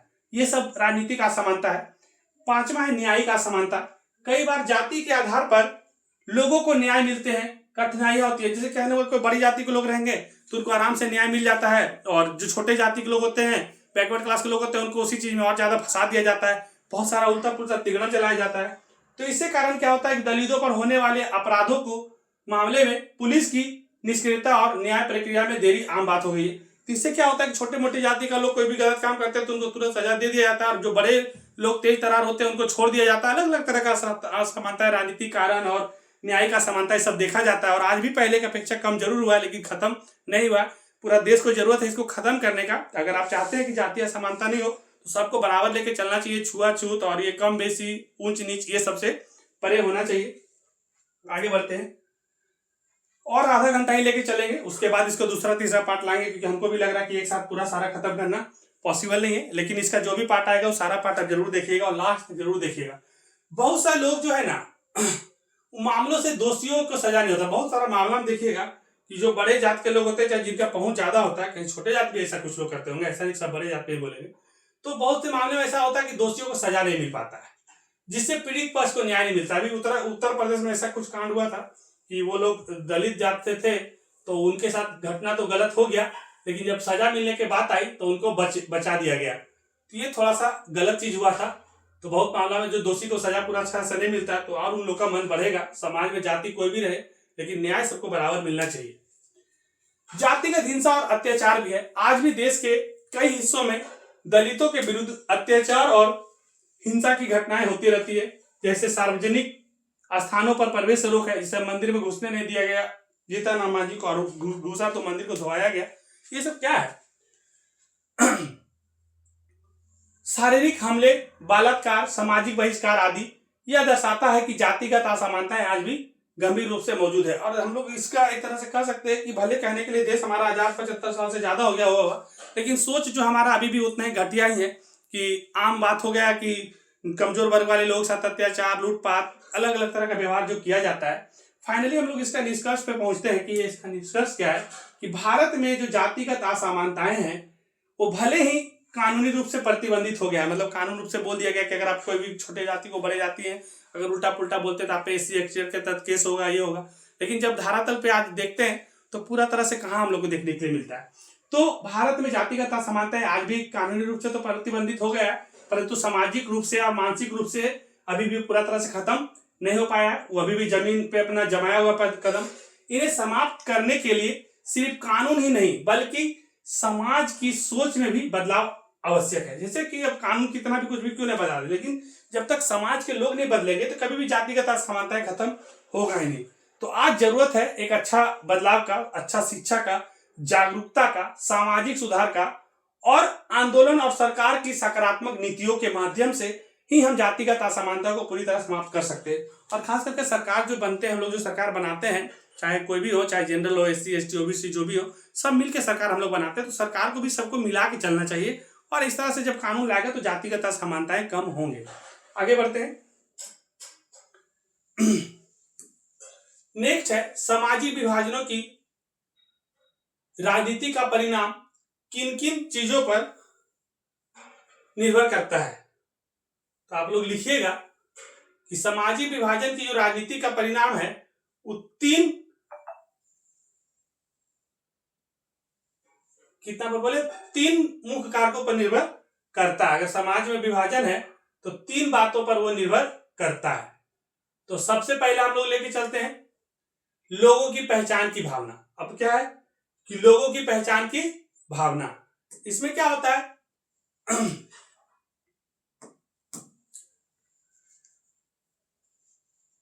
यदि लोग अपने विशिष्ट सामाजिक समूह के साथ दृढ़तापूर्वक अपनी पहचान रखते हैं तथा उसे अलग या श्रेष्ठ मानते हैं, तो उसकी मांगों को समायोजित करना तथा उन्हें व्यापक राजनीतिक प्रणाली में एकीकृत करना कठिन हो जाता है। मतलब क्या होता है कि देखिए, जो क्वेश्चन है, एक सेकेंड, ये जो क्वेश्चन है कि सामाजिक विभाजनों की राजनीति का परिणाम किन किन चीजों पर निर्भर करता है, तो सामाजिक विभाजन का परिणाम तीन कारण पर निर्भर करता है। लोगों का पहचान पर निर्भर करता है, राजनीतिक नेता किस प्रकार मतलब उसमें मांग उठाते हैं उस पर निर्भर करता है, और मांगों पर सरकार की प्रतिक्रिया क्या उस पर निर्भर करता है। तो इसमें देखेंगे कि लोगों का पहचान का जो भावना होता है उस पर निर्भर करता है, राजनीतिक नेता किस प्रकार मांग को उठाते हैं उस पर निर्भर करता है। इसमें क्या होता है कि राजनीतिक नेता जिस तरह से किसी विशेष समुदाय की मांगों को व्यक्त करते हैं और प्रस्तुत करते हैं, उससे यह प्रभावित होता है कि क्या मांगे रचनात्मक संवाद को जन्म देती है या और अधिक विभाजन पैदा कर देती है। मतलब जो राजनीतिक दल मांग करता है सरकार से, तो वो हमारे लिए ठीक होता है कि और ज्यादा विभाजन कर देता है। तो उसका पहचान पे राजनीतिक नेता किस प्रकार उस बात को उठाते हैं उस पे, और मांगों पर सकारात्मक प्रतिक्रिया पर। तो आगे बढ़ते थोड़ा सा कि विभिन्न सामाजिक समूह की मांगों को पूरा करने के लिए सरकार को दृष्टिकोण और इच्छा शक्ति यह निर्धारित करती है कि सामाजिक विभाजन की राजनीति सामाजिक सद्भाव जैसे सकारात्मक परिणाम उत्पन्न करेगी या संघर्ष और अस्थिरता जैसे नकारात्मक परिणाम उत्पन्न करेगी। अब क्या होता है कि जो भी मांग हम लोग रखते हैं सरकार से, तो अब सरकार पे डिपेंड करता है कि जो भी मांग है अपना, उस पर सरकार कैसा काम करती है। या तो सकारात्मक सोच करके उस पर आगे बढ़ती है, अच्छा काम लोगों के लिए करती है, या फिर नकारात्मक कुछ पहलू या नकारात्मक कुछ चीजें लाती है, इससे समाज में और विभाजन और मतभेद पैदा होता है। थोड़ा आगे बढ़ते हैं। नेक्स्ट क्वेश्चन है कि बिहार में विकास की भावी संभावनाएं क्या है। तो हम लोग बिहार से पढ़ रहे हैं, तो बिहार के बारे में क्वेश्चन जरूर आ सकता है एग्जाम में, तो इसको आप लोग जरूर समझ लीजिए कि बिहार में अपनी चुनौतियों के बावजूद, मतलब बिहार में विकास की भावी संभावनाएं क्या है, तो हम लोग लिखेंगे कि बिहार में अपनी चुनौतियों के बावजूद आज जो बिहार का जो भविष्य है उसमें विकास की अनेक संभावनाएं है। मतलब बहुत सारी चुनौती होने के कारण भी बिहार में भी विकास करने के लिए अनेक संभावनाएं है। जैसे क्या है कि कृषि का विकास करना होगा बिहार में। सबसे पहले किसका विकास करना पड़ेगा, तो कृषि का विकास करना पड़ेगा। कृषि का विकास करने से क्या होगा, तो आप लोग इसको समझिएगा कि बिहार में उपजाऊ भूमि है, बिहार का जो भूमि है वो काफी उपजाऊ है, और यहाँ कृषि उत्पादकता में सुधार, कृषि आधारित उद्योग को बढ़ावा देने तथा किसानों की आय और खाद्य सुरक्षा बढ़ाने के लिए फसलों में विविधता लाने पर ध्यान केंद्रित किया जा सकता है। मतलब बिहार का जो भूमि है वो काफी उपजाऊ है। अगर हम लोग यहाँ पर किसान को थोड़ा मोटिवेट करते हैं और इनको उपजाऊ करने के लिए, खेत को ठीक करने के लिए अगर सरकार इनके लिए लोन वगैरह और अच्छा कुछ फैसिलिटी देगा, तो इनका आय में थोड़ा सुधार होगा। और जब आय में सुधार होगा तो हमारा विकास भी मतलब बिहार भी विकास करेगा। बिहार इसलिए विकास करेगा क्योंकि बिहार में कारखाना फैक्ट्री थोड़ा कम है, तो अपना ज्यादा भूमि खेती पर ही निर्भर है। तो खेती को ही ठीक करेंगे तब हम लोग का किसान का विकास होगा। किसान जब विकास करेंगे तो यहाँ के रहने वाले लोग विकास करेंगे। दूसरा है थोड़ा सा औद्योगिकरण पे भी ध्यान देना पड़ेगा। इसमें सरकार को सोचना चाहिए कि उद्योग में निवेश करके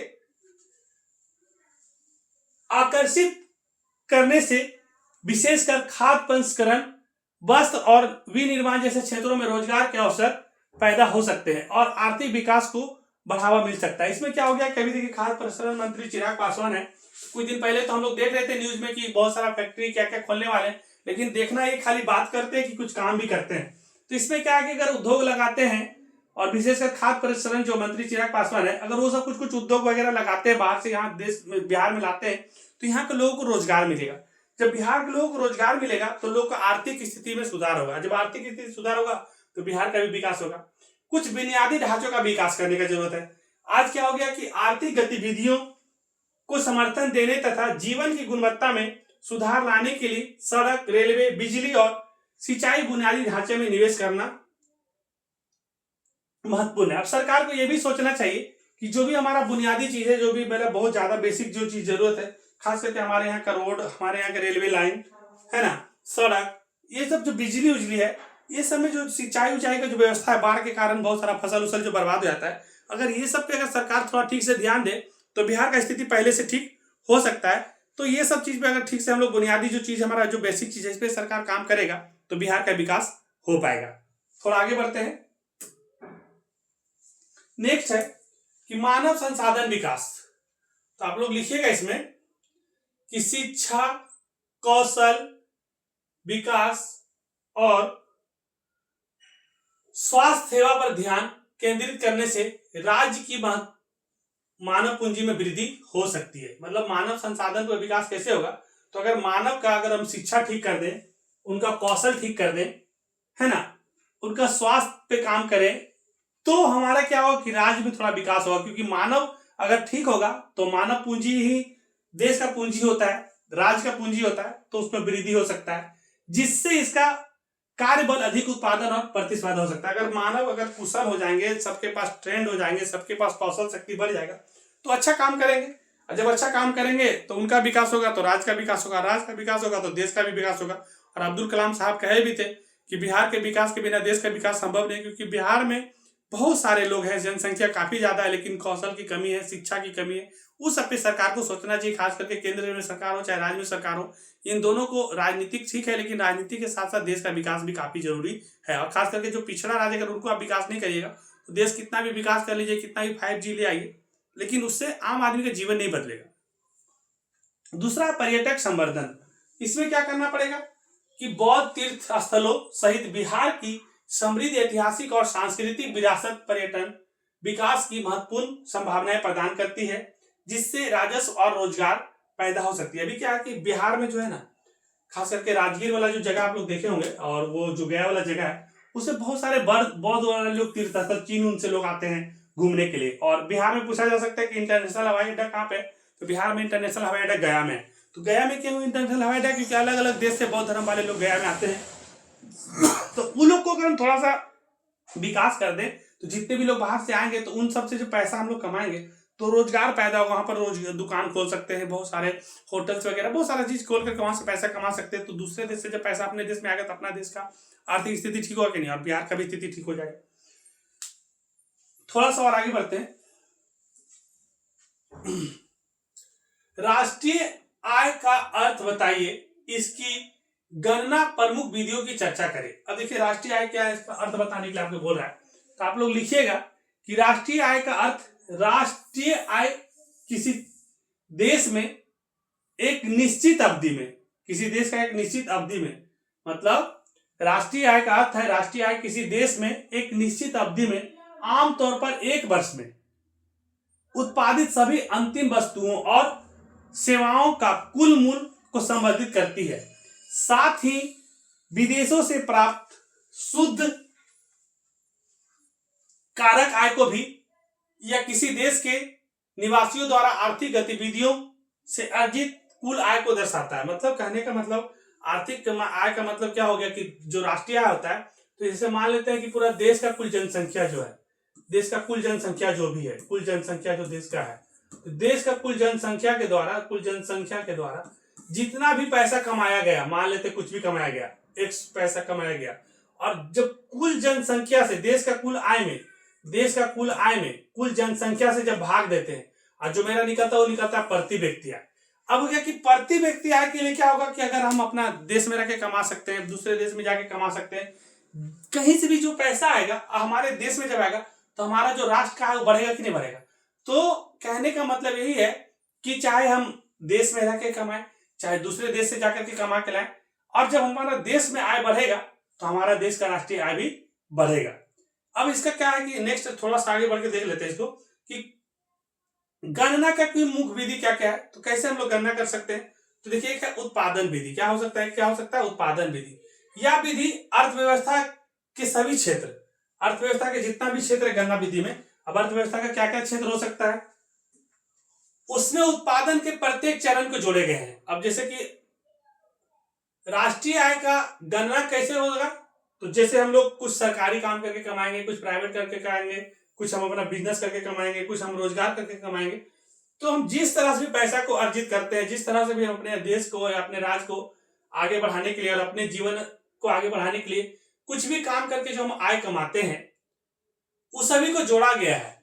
और मूल उत्पादन के मूल्य और मध्यवर्ती उपभोग के मूल्य के बीच का अंतर है। मतलब क्या हो गया कि जैसे कहने मतलब कि हम कोई भी बिजनेस करते हैं, अब मान लेते हैं कि हम 100 रुपया पूंजी लगाएं कोई चीज में और हम उसको बेच दिए 120 रुपया में या 150 रुपया में, बात का मतलब, तो इसमें से जो भी मेरा पूंजी था वो तो मेरा पूंजी फिर से वापस लगाना पड़ेगा क्यों मेरा पूंजी था, लेकिन जो भी पैसा हम 20 या 50 जो भी परसेंट हम कमाए अलग से, जो भी हम 20 से 50% अलग कमाते हैं, तो जो हमारा पैसा लगाएं और जो कमाएं दोनों के बीच में जो अंतर है, तो जो हमारा प्रॉफिट होता है वो राष्ट्र के आय में हमारा मदद करता है, क्योंकि अपने देश का जितना पूंजी हो तो है ही है, लेकिन जो हम अलग से कमाएंगे वो हमारा राष्ट्रीय आय को बढ़ाता है।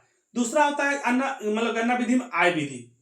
यह विधि किसी देश के निवासियों द्वारा अर्जित सभी कारक आय को जोड़कर राष्ट्रीय आय की गणना करती है। इसमें मजदूरी और वेतन, किराया, ब्याज और लाभ शामिल होता है। अब एक आय विधि में क्या होता है, इसमें जो भी पैसा आप कमाते हैं कोई भी देश में, जो भी लोग निवास करते हैं, तो उसमें सब आय को जोड़ दिया जाता है। चाहे आप जो पूंजी लगाएं, जो आपको वेतन मिला, ब्याज वाज सब मिला देता है, उस तरह से एक होता है। दूसरा होता है आय विधि। तीसरा होता है व्यय विधि। व्यय विधि मतलब जो खर्च आप करते हैं। व्यय विधि में क्या होता है, यह विधि किसी भी अर्थव्यवस्था में वस्तुओं और सेवाओं पर सभी अंतिम व्ययों को जोड़कर राष्ट्रीय आय की गणना करती है। इसमें परिवार द्वारा उपभोग व्यय, फर्मों द्वारा निवेश व्यय, सरकारी व्यय और शुद्ध नियमित निर्यात घटा आयात शामिल है। मतलब देखिए व्यय विधि में क्या होता है, जितना भी पैसा आप कमाएं, जितना आप खर्च किए, लास्ट में जो आपके पास बचा, ये सब जोड़ दिया जाता है व्यय विधि में। तो ये आपका हो गया आय, राष्ट्रीय आय को परिभाषित करने के लिए सब तत्व थे।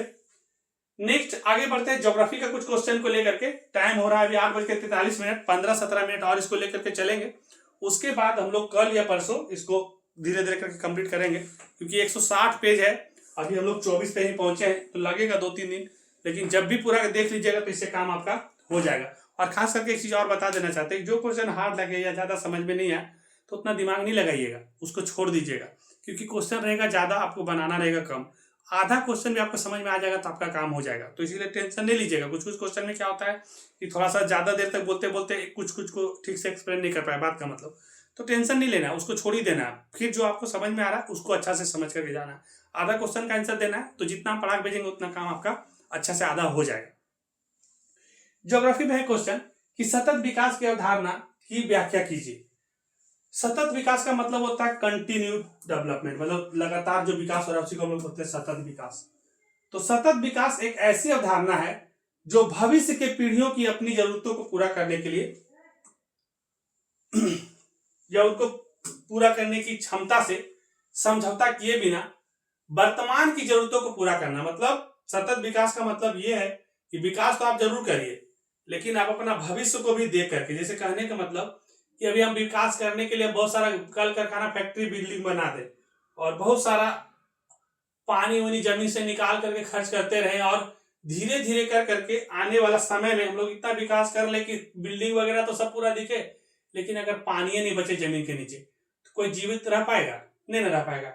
तो कहने का मतलब सतत विकास का मतलब यही है कि जो भी संसाधन है उसका सही तरीका से उपयोग कर करके, मतलब वर्तमान पीढ़ी के जरूरतों को समझौता किए बिना, मतलब जैसे हमारे जो दादा परदादा पूर्वज जो भी लोग थे वो बहुत सारे आर्थिक संसाधन, कोयला हम लोग देखते हैं, पानी, बहुत सारा चीज जो छोड़ के गए हैं अभी तक बचा हुआ अच्छा से, तभी हम लोग उसका उपयोग कर पा रहे हैं। तो हम लोग को जो वर्तमान पीढ़ी है उसको ये भी ध्यान रखना है कि हम अपने उपयोग को ऐसा उपयोग करें कि हम अपना उपयोग करने के बाद भी आने वाला लोग को लिए भी दिक्कत नहीं हो।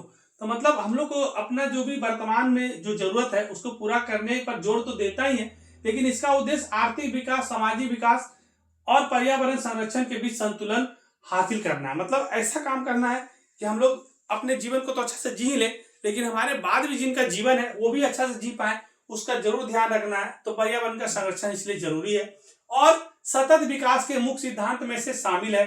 जैसे कहने का मतलब ये क्या है कि अंतर पीढ़ीगत समानता।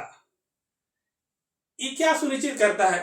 तो ये सुनिश्चित करता है या करना है कि भावी पीढ़ियों को उनके कल्याण के लिए आवश्यक संसाधनों और अवसरों तक पहुंच प्राप्त हो। जैसे कहने को आज जो भी संसाधन हम लोग को, प्राकृतिक संसाधन या मानव निर्मित जो भी संसाधन हमारे पास है, उसका अगर हम लोग ठीक से उपयोग करेंगे तो आने वाला जो पीढ़ी है उनको भी ठीक से उपयोग करने के लायक छोड़ करके जाएंगे। कि ऐसा है कि हम लोग सारा चीज उपयोग कर लेंगे, जाएंगे तो सब नष्ट करके चल जाएंगे, ऐसा तो नहीं कर सकते ना। तो आने वाला पीढ़ी को भी ध्यान में रखना है। तो इसीलिए हम लोग को पर्यावरण संरक्षण भी जरूरी है। तो पर्यावरण संरक्षण में क्या है कि पारिस्थितिक संतुलन बनाए रखने के लिए प्राकृतिक संसाधनों का संरक्षण, प्रदूषण को कम करना और पारिस्थितिक तंत्र का रक्षा करना। जैसे कहने को हम कल ही क्लास में बता रहे थे कि हम लोग क्या होता है ना कि जैसे देखिए प्राकृतिक तंत्र कैसे चलता है, जीवन धरती पर सबके लिए क्यों जरूरी है। जैसे कि हम पहले बात करते कीड़ा मकोड़ा, पूछेंगे कि कीड़ा मकोड़ा टिड्डा लोग क्यों होता है, बात का मतलब है ना। तो ये कीड़ा मकोड़ा जो है ये मिट्टी वगैरह जो होता है, जो जमीन है, भूमि है, ये सब में रहता है और ये सबको कीड़ा मकोड़ा में इसमें से खा कर कीड़ा मकोड़ा जन्म हुआ। कीड़ा मकोड़ा जो है ये इसको जितना भी पक्षी लोग रहता है, ये लोग पक्षी लोग सबको खाता है। पक्षी लोग को क्या होता है, फोक्स लोग, लोमड़ी लोग जो रहता है ये इसको खाता है। फोक्स लोग को क्या होता है, टाइगर, ये सब लोग जो रहता है ये लोग इसको खाता है ना। और ऐसे करके फिर जब ये लोग मरेंगे तो फिर ये सब मर करके सड़ करके मिट्टी में बन जाएंगे। तो पारिस्थितिकी तंत्र को चलाने के लिए पर्यावरण का संतुलन काफी जरूरी है। अगर पर्यावरण संतुलित नहीं होगा, अगर पर्यावरण में कोई चीज का मात्रा भी ज्यादा हो गया, कम हो गया, तो पर्यावरण असंतुलित होगा, समय पे वर्षा नहीं होगा और अनेक तरह का बीमारी होगा। तो इसको हमको प्लास्टिक व्लास्टिक जो उपयोग करते हैं वो सबको थोड़ा कम करना है ताकि हमारा पर्यावरण सुरक्षित रहेगा। उसके बाद इसके साथ साथ में हम लोग को आर्थिक व्यवहारता का भी ध्यान में रखना है। मतलब उसमें क्या ध्यान रखना है कि पर्यावरण की दृष्टि से स्वच्छ और सामाजिक रूप से जिम्मेदार आर्थिक गतिविधियों को बढ़ावा देना है जिससे दीर्घकालिक समृद्धि आए। अब क्या हो गया कि अगर हम पर्यावरण को संतुलित रखते हैं, समय पर वर्षा सारा कुछ होता है, सब कुछ हम लोग ठीक से कर रहे हैं, तो उसके साथ साथ जैसे कहने को आज के समय हम लोग 5G में जी रहे हैं कि मतलब 5G आ जाने से इंटरनेट घर बैठे हम लोग क्या बोलते हैं, घर बैठे हम लोग कहीं बात कर ले रहे हैं, कोई भी चीज पहुंचा रहे हैं। पहले के टाइम में क्या होता था कि एगो सूचना पहुंचाने के लिए 10-10 दिन 20-20 दिन लगता था। मतलब ऐसा भी हम सुने हैं छोटे थे तो कि हम लोग एक चिट्ठी लिख करके लिखते थे कि कोई डेट कर गया तो सूचना वहां जब तक पहुंचता जब तक इसका क्रियाक्रम सब खत्म हो जाता था। तो इसमें क्या है कि हम लोग को ऐसा टेक्नोलॉजी लेकर के बढ़ना है, ऐसा विकास करना है कि हमारा जो पृथ्वी है वो भी सुरक्षित रहे और देश भी विकास करे, तब जाकर के दोनों के बीच में संतुलन हुआ। तो यही होता है सतत विकास, मतलब कि कंटिन्यूअस डेवलपमेंट। आगे बढ़ते हैं थोड़ा सा और 10-12 मिनट लेंगे, 1-2 स्लाइड लेकर के इसको अभी रोक देंगे। नेक्स्ट है कि देश के आर्थिक विकास में संसाधनों के महत्व पर चर्चा करें। मतलब बोल रहा है कि देश का विकास करने के लिए, देश का आर्थिक विकास करने के लिए संसाधन का महत्व क्या है उस पर चर्चा करने के लिए बोल रहा है। तो आप लोग इसमें लिखिएगा कि संसाधन किसी देश का आर्थिक विकास में, संसाधन किसी भी देश का आर्थिक विकास में, मतलब कोई भी देश को अगर आर्थिक रूप से विकास करना है तो संसाधन जो होता है वो काफी महत्वपूर्ण होता है। तो देश के आर्थिक विकास में संसाधन महत्व पर चर्चा करें तो संसाधन किसी देश के आर्थिक विकास में कई तरह से महत्वपूर्ण भूमिका निभाते हैं। जैसे उद्योग के लिए कच्चा माल, अब अगर संसाधन आपके पास रहेगा तो अगर आप कोई उद्योग करिएगा तो उसके लिए खनिज, वन और जल जैसे प्राकृतिक संसाधन विभिन्न उद्योगों के लिए आवश्यक है। खास करके कच्चा माल उपलब्ध कराने के लिए जिसमें विनिर्माण और उत्पादन को मिलता है। जैसे कहने का मतलब कोई भी देश में अगर विकास करना है ना, तो आर्थिक संसाधन में जैसे खास करके कहने का मतलब मेरा ये है कि वन उन बढ़िया से रहेगा आपको वहां से बहुत ऐसा चीज मिलेगा जिससे उसका संसाधन उपयोग, जैसे फर्नीचर का काम है, आपको टेबल बेंच कुर्सी खिड़की दरवाजे सब लगाना है, तो आप वहां से जो भी सूखा रखने रहेगा उसका उपयोग करके आप आगे बढ़ा सकते हैं। नेक्स्ट है उद्योग के लिए कच्चा माल भी आपको उपलब्ध हो जाता है, जैसे खनिज, वन और जल जैसे प्राकृतिक संसाधन विभिन्न उद्योगों के लिए आवश्यक है। जैसे कोई बड़ा बड़ा उद्योग लगाइएगा तो आप उद्योग लगाइएगा तो आपको खनिज चाहिए ना, जैसे कोयला चाहिए, पानी चाहिए, बिजली चाहिए, ये सब आवश्यक चीज चाहिए। तो कच्चा माल जब तक आपके पास नहीं रहेगा तो आप इसको कैसे उपलब्ध करा सकते हैं? तो ये सब भी जरूरी है, जिसमें विनिर्माण और उत्पादन को बढ़ावा मिलता है। तो आप चाहते हैं कि आपका देश ज्यादा विकास करे, ज्यादा निर्माण करे, तो आप लोगों को संसाधन को बचा करके और उसको सही तरीका से निर्माण करने के लिए सीखना होगा। फिर है ऊर्जा के स्रोत।